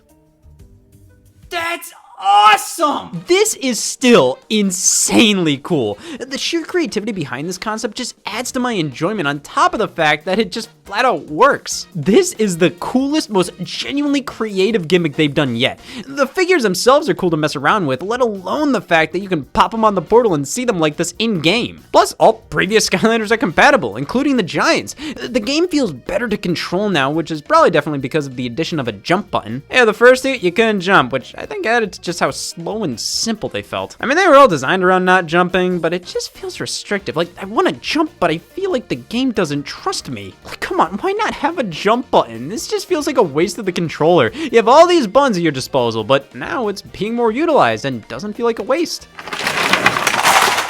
We're done here. Swap Force was a huge upgrade. It's not incredible by any means gameplay-wise. It's still Skylanders, where you fundamentally just move forward and beat up enemies. You need certain Skylanders of certain types to enter certain locations. You talk to this weasel to save this weasel. But this game really impressed me on multiple levels. The presentation, creativity, a jump button. This game has it all. I'm not head over heels in love with this series. I have problems with it, and the gameplay doesn't grab me, but I understand why this captured the hearts of millions. And with Swap Force, this is a game I can totally get behind. However, 2013 was a pretty massive year. Many companies noticed the success of Toys to Life, and Skylanders was no longer the only franchise in town. He has ears, you know. Disney Infinity, the first major competitor to Skylanders, alongside Pokemon Rumble U releasing that same year. Wow, a Pokemon Toys to Life game? On Wii U? Digital only? Tiny figures only available at GameStop? The game is bad? Some may toss the term missed opportunity around. I prefer the term Pokemon Rumble U. This is Nintendo we're talking about, okay? If they have the opportunity to monetize Pokemon to take advantage of children, Well, first they shoot you in the face and then they do that. But when you hear Pokemon Toys to Life, you just kind of expect that to make money. Problem was, Nintendo forgot to flip the switch. This game stunk. It was just a mindless button masher, and that's saying something because I just played 3 Skylanders games. But this one has no actual level design. They're just arenas. The toy functionality was completely superfluous. I think Nintendo just did this to test the waters. If they truly wanted to go all in, they would have incorporated Toys to Life figures with an actual Pokemon game, not where dreams come to die. I should become a lawyer. So Pokemon Rumble U is the 3rd entry in the series, and much like Skylanders, this was all about moving forward through levels and beating up all the enemies. The difference was, Skylanders it's better. I don't fucking know. This is just too simple. I know Skylanders can feel like a button masher, but Pokemon Rumble is a button masher. And instead of fleshing out the combat a little more or giving us better level designs, Rumble U keeps the combat the exact same and removes all the level designs. It's $18 goddamn dollars. Well, the figures aren't needed, but could have been bought at GameStop in these blind bags. You scan them in and can play as them. Upgrade their moves with coins you earn. You can save a certain amount of coins and in-game data, then bring your figure over to a friend's house to play on their Pokemon Rumble U.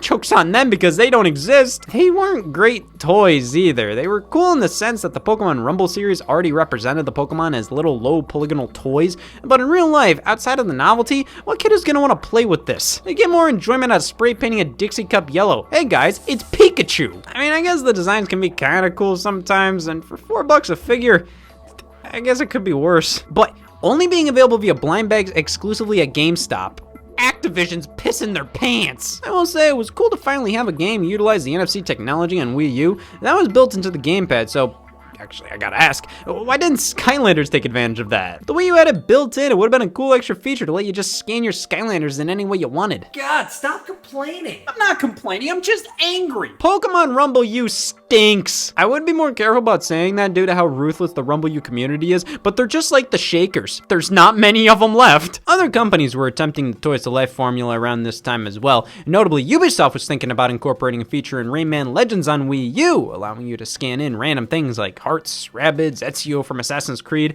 though the feature was cut. This concept requires a lot of investment and commitment. Without that, you get Pokemon Rumble U. So obviously, if you're a big company with loads of disposable income and a wealth of iconic characters, Toys to Life made sense to try out, hence why I'm gonna bitch. Disney Infinity was announced in January of 2013, and everybody was kind of like, yeah, this makes total sense. You take a concept like Skylanders and you apply it to shit that isn't whatever the fuck, and it's poised to print money.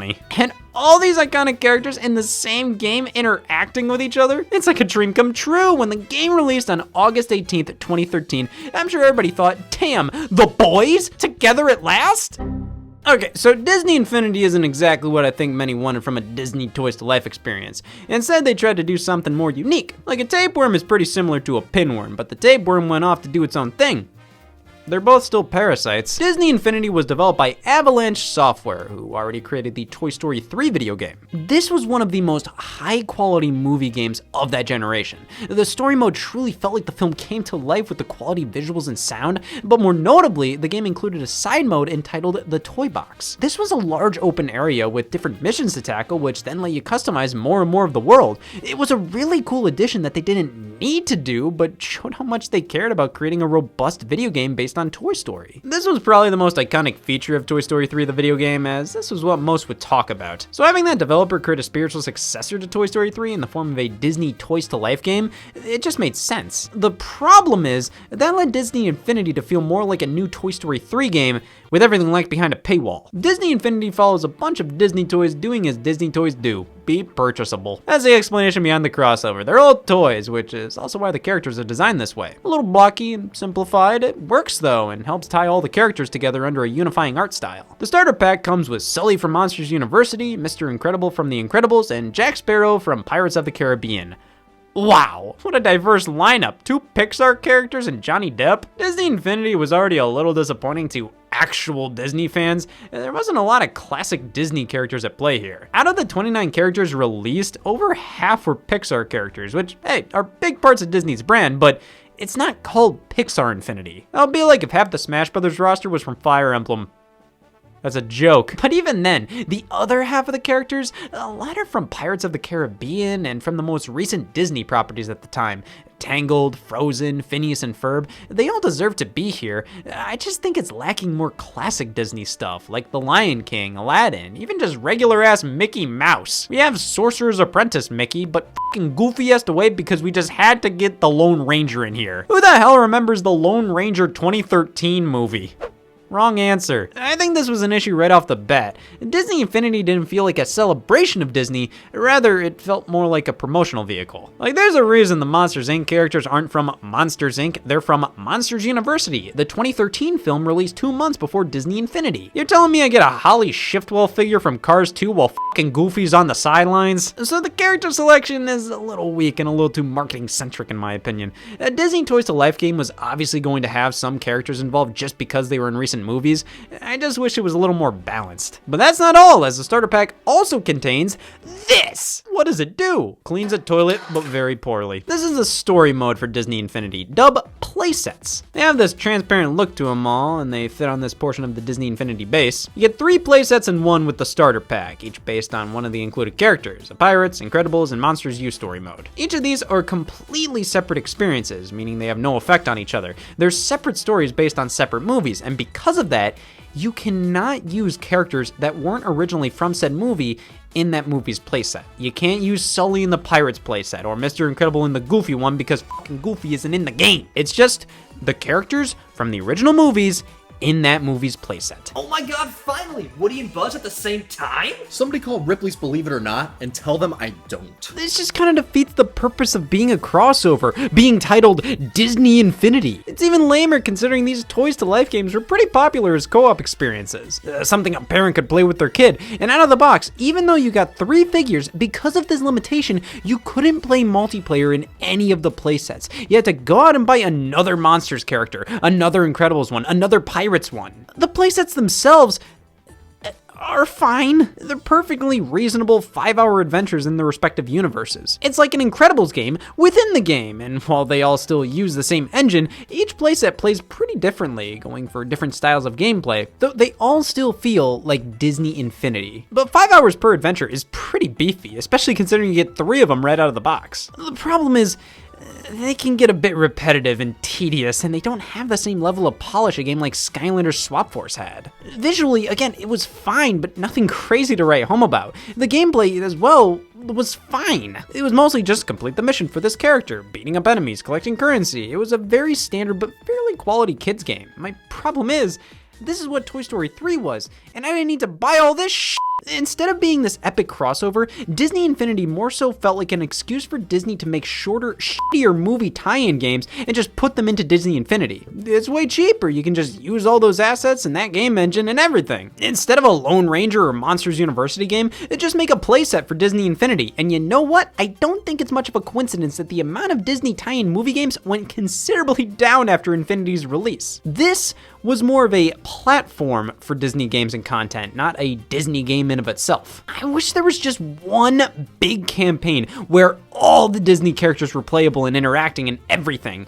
I feel like with trailers and even the box art showing everybody all together, it kind of leads to disappointment when it turns out these characters all being together in one game, it's kind of pointless. Like imagine if Smash Brothers was exactly the way it is, but you could only play as Mario characters on the Mario stages, or Zelda characters on the Zelda ones. Like, yeah, it's still a crossover technically, but you're not taking advantage of it. Though, I shouldn't speak too soon, because Disney Infinity features the Toy Box, so unlike Toy Story 3, this one is far more focused on being basically a game engine. Create your own world or edit a pre-built one. You can basically create your own small games in this mode. It's very impressive, and you can use any character you want here. Toy Box is definitely what you'd want to buy Disney Infinity for. You can just run around with a friend and attack each other, place items and vehicles down. It really does feel like you're a kid playing in a toy box. You could even buy power discs, which were blind bags filled with little bonuses you could place on the base for use in the toy box. This is just getting a bit greedy at this point. There's some cool stuff here. I love the fact you can stack a few power discs on top of each other. You're not limited to just one. But like, come on. This game costs $75 at launch and you're keeping a truck away from me? That's fucked up. And because they're in blind bags, you're gonna be stuck with extras, which is just irritating. This game is already ass expensive. expensive as ass. You're already clogging everybody's living room with these figures, so now you're gonna do blind bags of objects that have no reason to be sold separately? My daughter choked to death on power discs, and to make it worse, they were doubles. Who the hell wanted the circular ones? These just gave your character stat boosts, and it's like, great, because I didn't feel self-conscious enough. The angular ones are way cooler. They can affect your toy box's background and terrain and give you really fun and cool objects, vehicles, and weapons to play with. Numerous character figures released were only playable via the toy box, characters with no playset in the game, which these felt like kind of a waste. Like, it's nice in the game, but you can basically only play them in the level editor. Ooh. It just reaffirms my opinion that they should have had one big campaign that all the characters were a part of. I commend the effort of creating multiple campaigns for certain franchises, but it makes the whole experience feel disjointed. They already made a game called Disney Universe, where you play as generic characters solving light puzzles and beating up enemies, all in different Disney worlds, which feels way more to me what Disney Infinity should have been, which is just Skylanders. I don't know, man. I just feel like, unlike Skylanders, this game felt much more like the figures were just unlocking content in the game rather than, oh, we're bringing the character into the game world. Just look at how long it takes for the character to load when you put it on the base.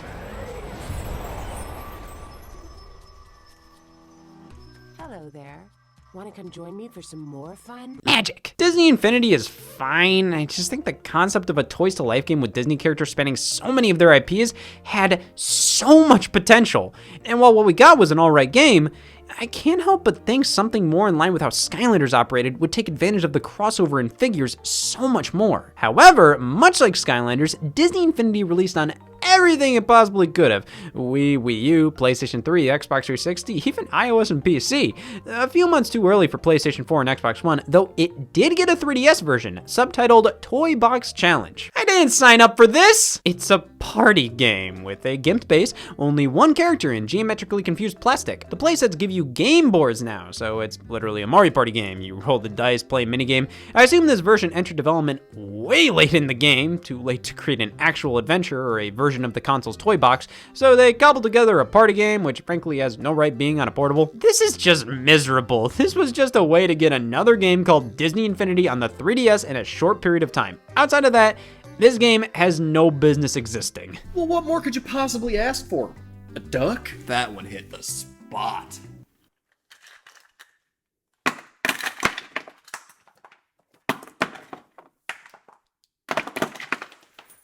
Here. 1 year later, in 2014, Disney Infinity 2.0 released. You! You know, they had a chance to fix any and all problems I and many others initially had with Disney Infinity. Spider-Man? Instead of fleshing out the Disney portion of Disney Infinity, 2.0 opted to go in an entirely new direction, focusing on Marvel superheroes. I can't blame them, it was inevitable and does make the crossover that much more cool and exciting. If the damn characters worked in the playsets! With a name like 2.0, I would have assumed this was just Disney Infinity 1 plus more, which isn't really the case. I mean, the toy box, yeah, that's basically an expanded version of the first games, but none of the Disney Infinity 1 playsets work on 2.0. Which, this is so lame. Calling this 2.0 made me think, oh, this is like a replacement for the first game, but no, it's just, that's what they called it. All the 1.0 characters and power discs work in the toy box, but other than that, 2.0 is, in my opinion, a massive downgrade gameplay-wise. Instead of getting 3 playsets out of the box, you only get 1, which is far lamer and shorter than just one of the 3 playsets included previously. In fact, there's only 3 playsets in general for 2.0, all of them Marvel-based, no Disney-related ones, which I feel like is a huge slap in the face to the initial supporters of the series. Yes, I think it's cool Marvel stuff is here, but that's all Disney Infinity 2.0 is, and frankly, I feel like it would have been more fitting to start a spin-off series just called Marvel Infinity. There were a few Disney characters released,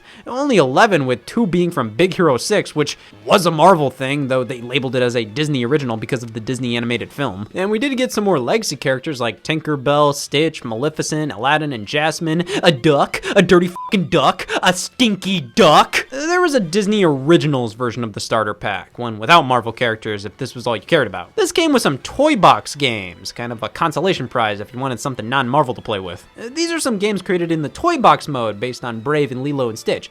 It's kind of cool considering these were made within the level editor, but it just feels like they didn't have enough development time between games. I mean, only 3 playsets and none of them Disney related. This feels like they scrambled to put together something Disney related to play. On top of that, man, this game just doesn't run that well. I'm on the Wii U version, so fuck me, right? But the controls just feel laggy. Frames drop consistently. I don't know, man. This is a weak sequel. And they made some improvements here and there, like you can get crossover coins in the Marvel playsets, which allows you to play as certain Marvel characters in Marvel playsets that weren't meant for them.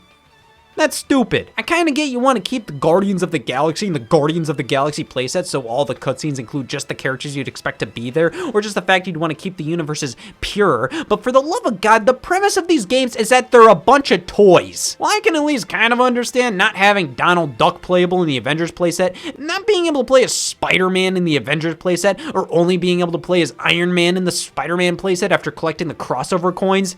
This is stupid, I'm sorry. The storyline here is that these are a bunch of toys, so why does it matter about keeping the universes pure? I just feel like the design of this game, at its core, it kind of annoys me. Again, it's like 3 separate small, shitty games available as a part of one, but you still have to buy the games in the form of toys. And this all makes sense when you consider that the playsets were all developed by different studios. That was to keep the quality and quantity of content up. But they could have just made a fun game overall with one main campaign and a toy box mode rather than 3 separate campaigns that confuse the hell out of me in terms of what figures work where. Oh, I'm gonna use Black Widow in the Spider-Man playset. You can't say I didn't try. Sure, the original characters work in the toy box, but nowhere else. It would have been great if the 1.0 playsets were here so you could just flat out replace your old Disney Infinity 1 game, but no, this doesn't feel like Disney Infinity. Honestly, this game has more limitations than you think. The Wii and 3DS missed out on this game, but Xbox One and PlayStation 4 got a taste of the action, plus a PlayStation Vita release in spring of 2015. This is just funny. Yeah, so that was a huge waste of time. Competing with 2.0 was the 4th Skylanders game, Trap Team, developed by Toys for Bob again. The main gimmick this time around was being able to trap and control certain enemies with these things. You pop it into the portal to nab the enemy with a really cool effect. There's now a speaker on here, so it really feels like the trap transports the character from the TV to the portal, the complete opposite of the feeling using the Skylanders invokes. This is another solid entry in the franchise, a fan favorite if you will. I think it does a good job expanding upon the quality that Swap Force instated. I mean, these animations look out of this world. It's obvious so much talent and money is being poured into this series now. Regardless of your stance on the Skylanders, you have to commend just how amazing this looks for a kids game, let alone a kids game in 2014. Outside of that, it's very much just another Skylanders to me personally. I think the traps are cute, though not as rad as Swap Force's gimmick. I have somewhat similar yet less critical feelings about the traps to the power discs from Infinity. Like, the Toys to Life concept can be sorta cool until you start having to buy things that just like, what do you expect me to do with this outside of the game? The figures, you can display those, play with them, but like, what do you expect me to do with this in the real world? But hey, it's another quality Skylanders release. Same consoles as before, plus a mobile version this time around. It comes with a unique portal and its own controller. It's pretty impressive because unlike something like Disney Infinity on 3DS, this was Skylanders Trap Team in its entirety. I can't play it anymore, it is a 7-year-old mobile game after all, but rest assured, I wouldn't if I could. But there's probably a good reason as to why they were able to port this game to mobile.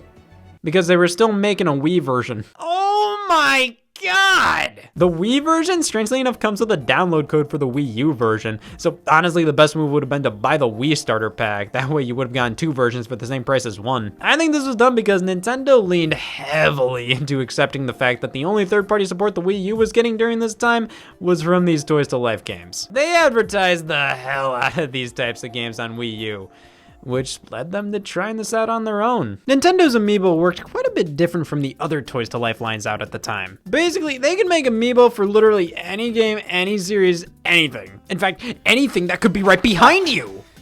Can you imagine? Coinciding with the release of Super Smash Bros. For Wii U on November 21st, 2014, Amiibo weren't necessarily a competitor to Disney Infinity and Skylanders, more so Nintendo capitalizing on the fact figures like this were becoming popular. Because Amiibo's in-game functionality was never up to par with the others, the Smash Bros. Was the best use for Amiibo, and even then it wasn't very good. You basically train a CPU fighter, you scan an Amiibo onto the NFC portion of the Wii U gamepad, and its use, functionality, and compatibility changed between games. Not all Nintendo Nintendo games supported Amiibo, but those that did, I hope you like nothing. Nintendo made it very clear they wanted Amiibo support to be completely optional. You get simple bonuses for scanning an Amiibo, nothing massive. They didn't want to lock major content behind them like Skylanders or Disney Infinity were doing. However, this is very similar to Nintendo's various other stances they took with new endeavors. We'll never charge money for downloadable content. I just shot a kid in the face. Amiibo did go on to unlock pretty substantial content. In games like Animal Crossing Amiibo Festival, they're actively required, much like the other Toys to Life games. But I feel like Nintendo never found a true balance with Amiibo. It always felt like too little or too much. Either it just gave you like 4 coins or an entire mode is locked behind it. The amount of games with Amiibo support is so vast, spanning multiple Nintendo consoles, games published by Nintendo, games not published by Nintendo, throughout so many years, that I don't think talking about the full-on history of Amiibo really fits our current discussion right now. Believe me, I've already talked about Amiibo, and you son of a bitch, I'll do it again. But Amiibo isn't really all that similar to how the others we've been talking about operate. Nintendo focuses on these things being more so supplemental collectibles because that's how all the fans view them. Launching with the Smash Brothers line was the best and worst thing they could have done. It's great because everybody was interested in Amiibo from the get-go. You have characters from every video game series known to man represented. But then when they were running out of Smash Brothers characters, Waddle Dee, they struggled for a bit after the boom of popularity with the Smash Brothers line in 2014. They definitely overstocked various stores with lines of Amiibo that frankly weren't as popular, but as time went on, they figured that all out, and while Amiibo isn't as popular as it was back then, it's still a fairly consistent portion of Nintendo's business. Enough where they were willing to experiment with crossbreeding. 2015 brought us Skylanders Superchargers, back to being developed by Vicarious Visions. This one's gimmick was racing. Alongside new Skylanders, you could buy vehicles, cars, boats, planes. These scanned into the game just like any other Skylander would, and the game itself featured a standard Skylanders adventure with racing missions thrown in here and there, plus an entirely separate racing mode.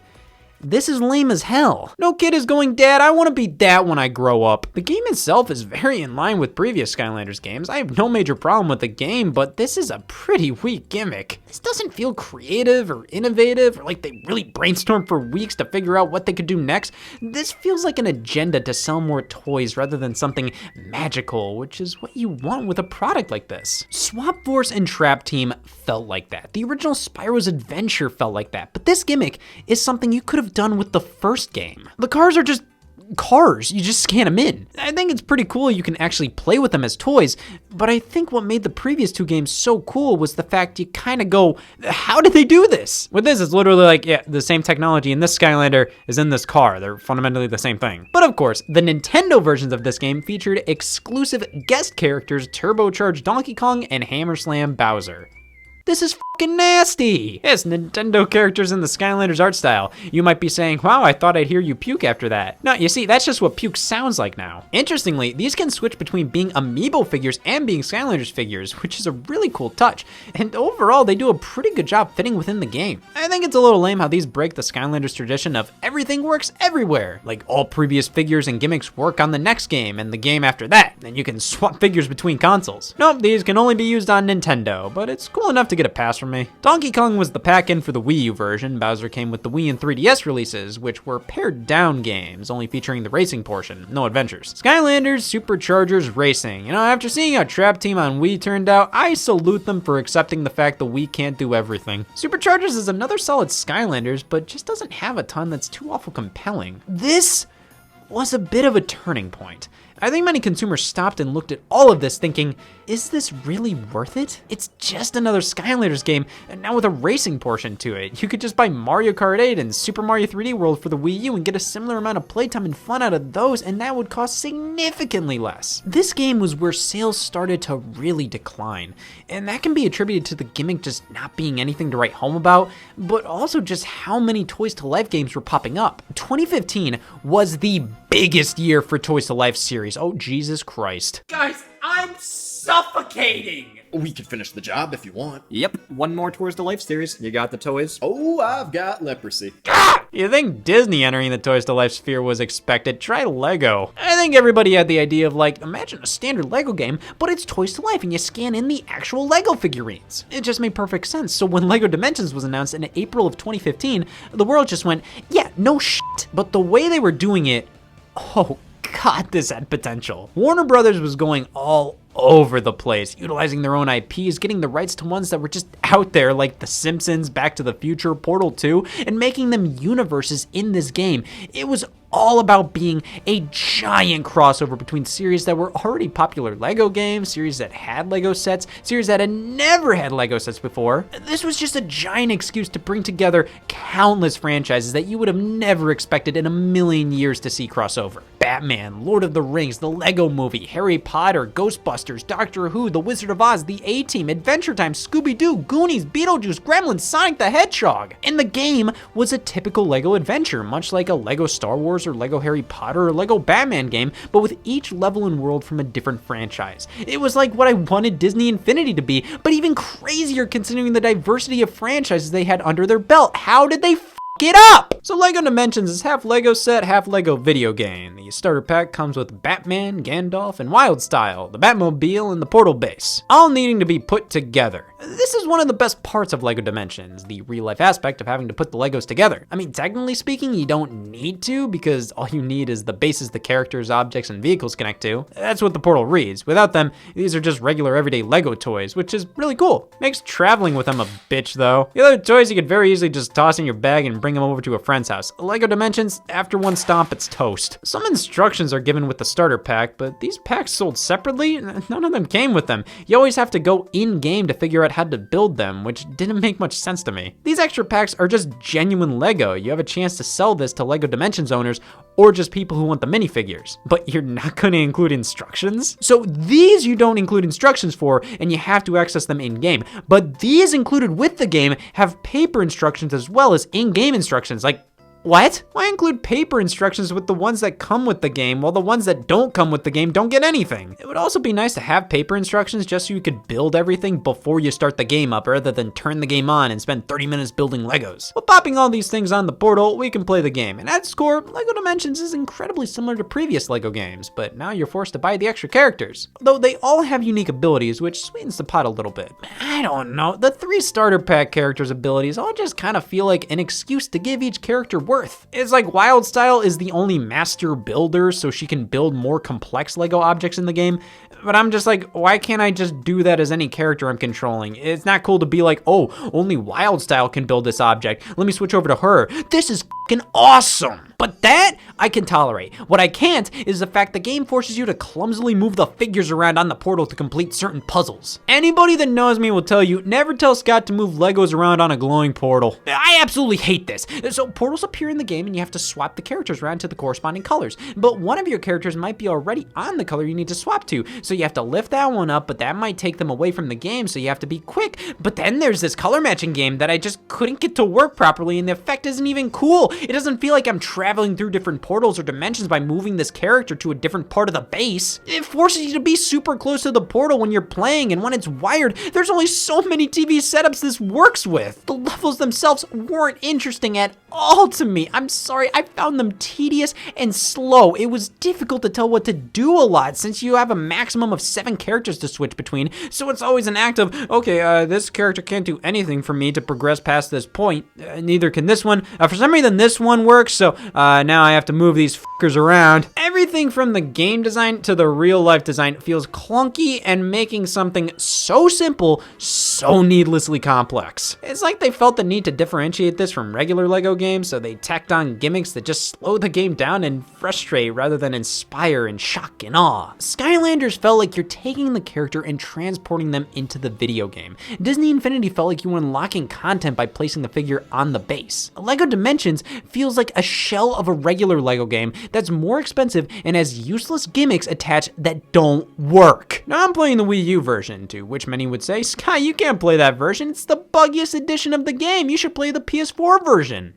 Honey, I just don't think I like this game. It's a shame because the concept here is easily the coolest, most justified Toys to Life experience yet. All the IPs they have covered here, it's one of the craziest crossovers I've ever seen. The characters even have specific dialogue towards one another when you put them together, and on top of that, most of the characters are fully voiced by their original actors. Barely any sound-alikes are used, unlike Disney Infinity. You have level packs containing a character, object, vehicle, and a bonus level in that character's world, plus the vehicle can be reworked in 3 different ways, which is pretty awesome. Fun packs don't have any levels, just characters and objects. Story packs have handfuls of levels based on movies you can play, kind of replacements for regular LEGO games based on these IPs. And instead of making sequels, they opted to just continually update LEGO Dimensions instead, meaning this game got a few years worth of new figures and levels released. That's nice, but it does take away a lot of it for me personally. When I put the Sonic figure on the base and then have to go into the download content manager to download the Sonic level, that takes away so much of the joy and magic of the Toys to Life concept. These figures are, quite literally, keys to unlock content in the game. That's how it's always been, but they're not even trying to hide it with this game. It doesn't feel like you're bringing these characters to life, which I think is the big selling point of a game like this for kids. Couple that with how the starter pack was $100 and something like a level pack was $30.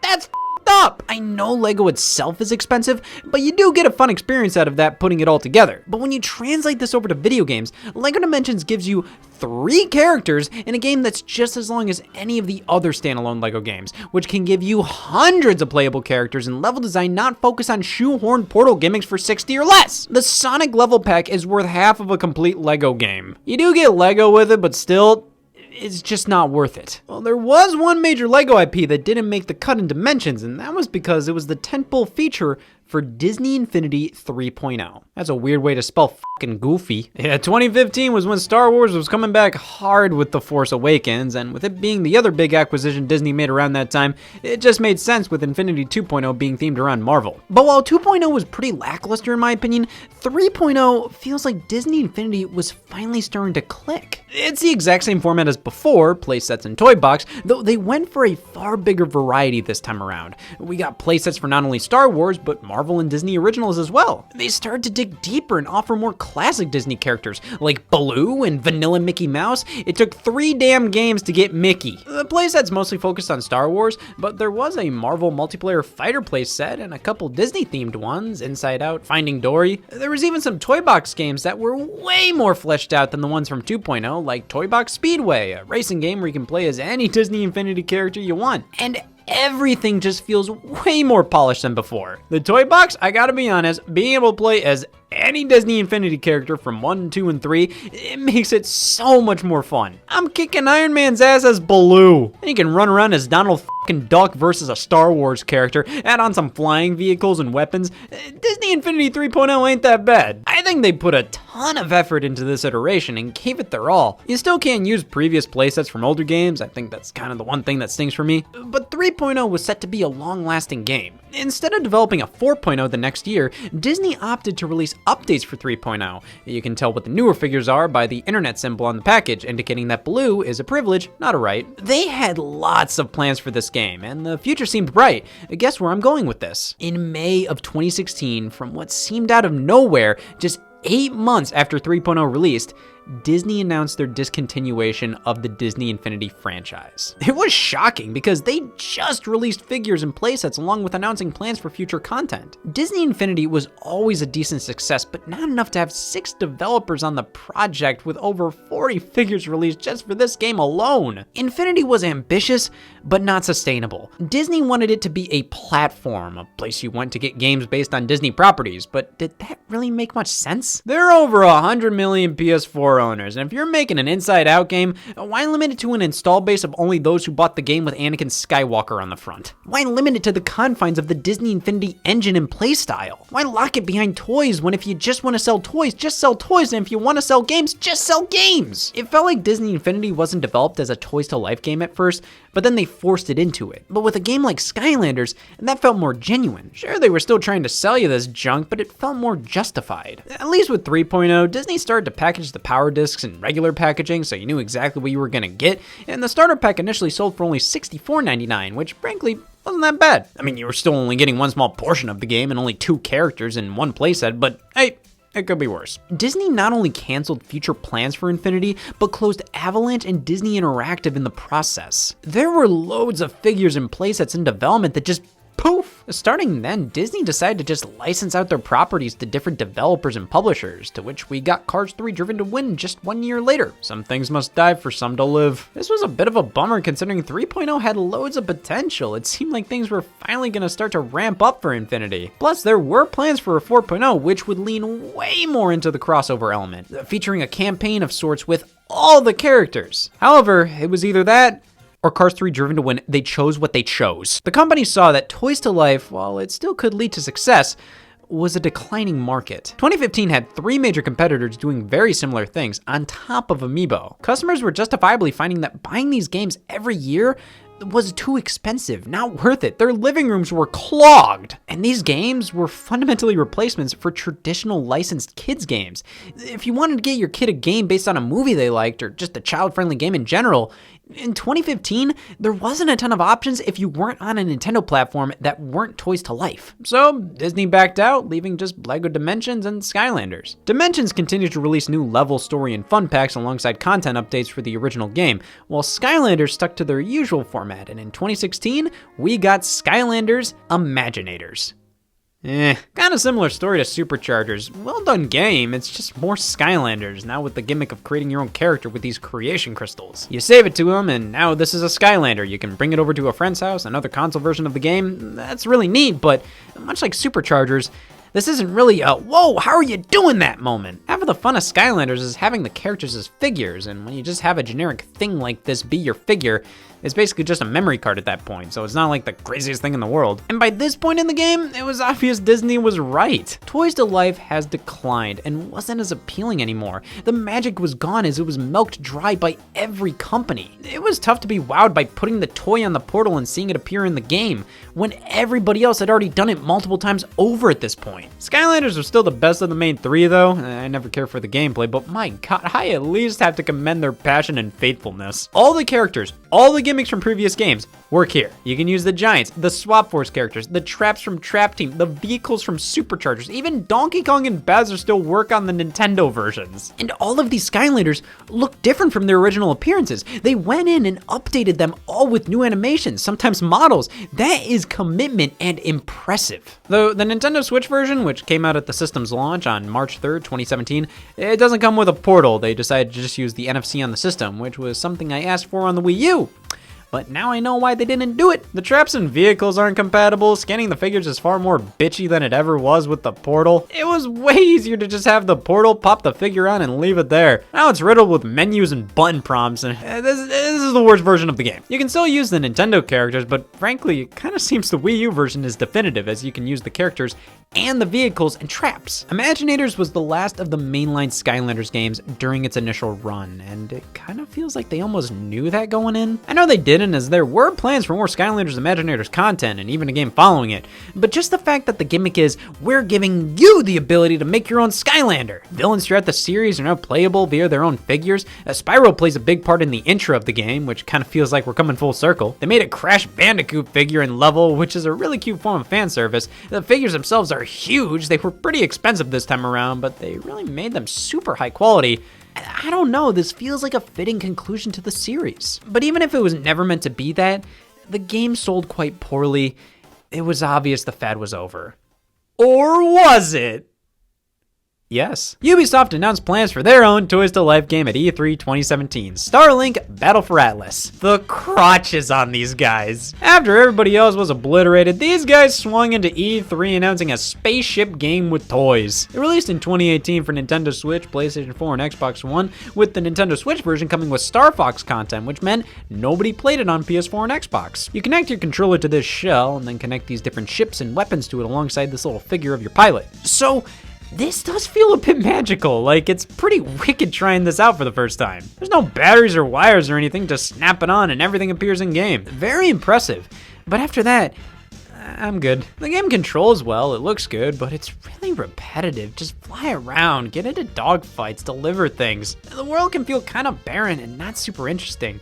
It's okay, but not worth spending hundreds of dollars on. I think Ubisoft knew this considering they sold a digital version of the game that did not require any of the toys, and after a bit they stopped selling the toys altogether and just supported the game with updates until dropping it altogether. Much like the others, I can tell this is quality, and the Toys to Life aspect does enhance the experience to some extent. It's really cool, but after that first time playing it, I don't care to go back to this. It's not a bad game, just not one that I'd ever play without a gun to my head. When they started out, you can understand how these games felt really cool, but after nearly 10 years of their existence, they have to do some crazy stuff to warrant their existence now. Because after a while, by 2015, Toys to Life lost its magic, and instead it just felt exploitative. The prices of these things don't lie. Nobody wants them anymore. In the end, most of these were just a complete waste. There. I wasted. There's still more that can be done. Hey, hand me that disposable cup of water. This is glass. Yep. See, that's the spirit. If you need any more Skylander starter packs, Dex is willing to offload those onto you for half your regular price. This has all been free so far. This offer goes away at midnight. It's 2 in the morning. Fine. I'll extend it to next year. What kind of business are you running here? How do you make money? Why is your boss 14? 13, you ass! Well, we don't make any money. We make up for an age miscalculations. Yeah, I have 2 birthdays. I have none. You have no birthdays? It doesn't seem very wasteful. Saves money on a gift. Wait! The waste chasers don't exist! This is just a front! I prefer the term, this was a front. Destroy the evidence. You are just scamming innocent people looking to waste their time and money into taking your garbage for free. I wasn't trying to be malicious. I was trying to help out my cousin Dex. For his 12th birthday coming up, he wanted room for more Skylanders figures, so I had to find a way to get rid of the old ones. What am I supposed to do? The dump won't take these.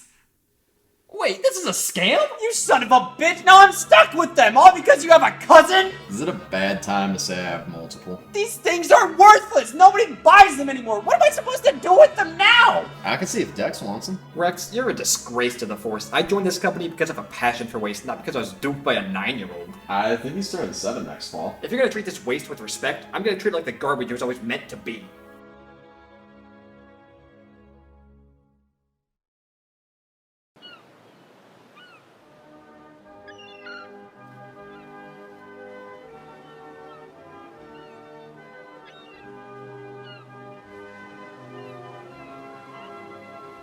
Well, that was a learning experience. The only Toys to Life platform I ever got into at the time was Amiibo, and even then it was pretty begrudgingly.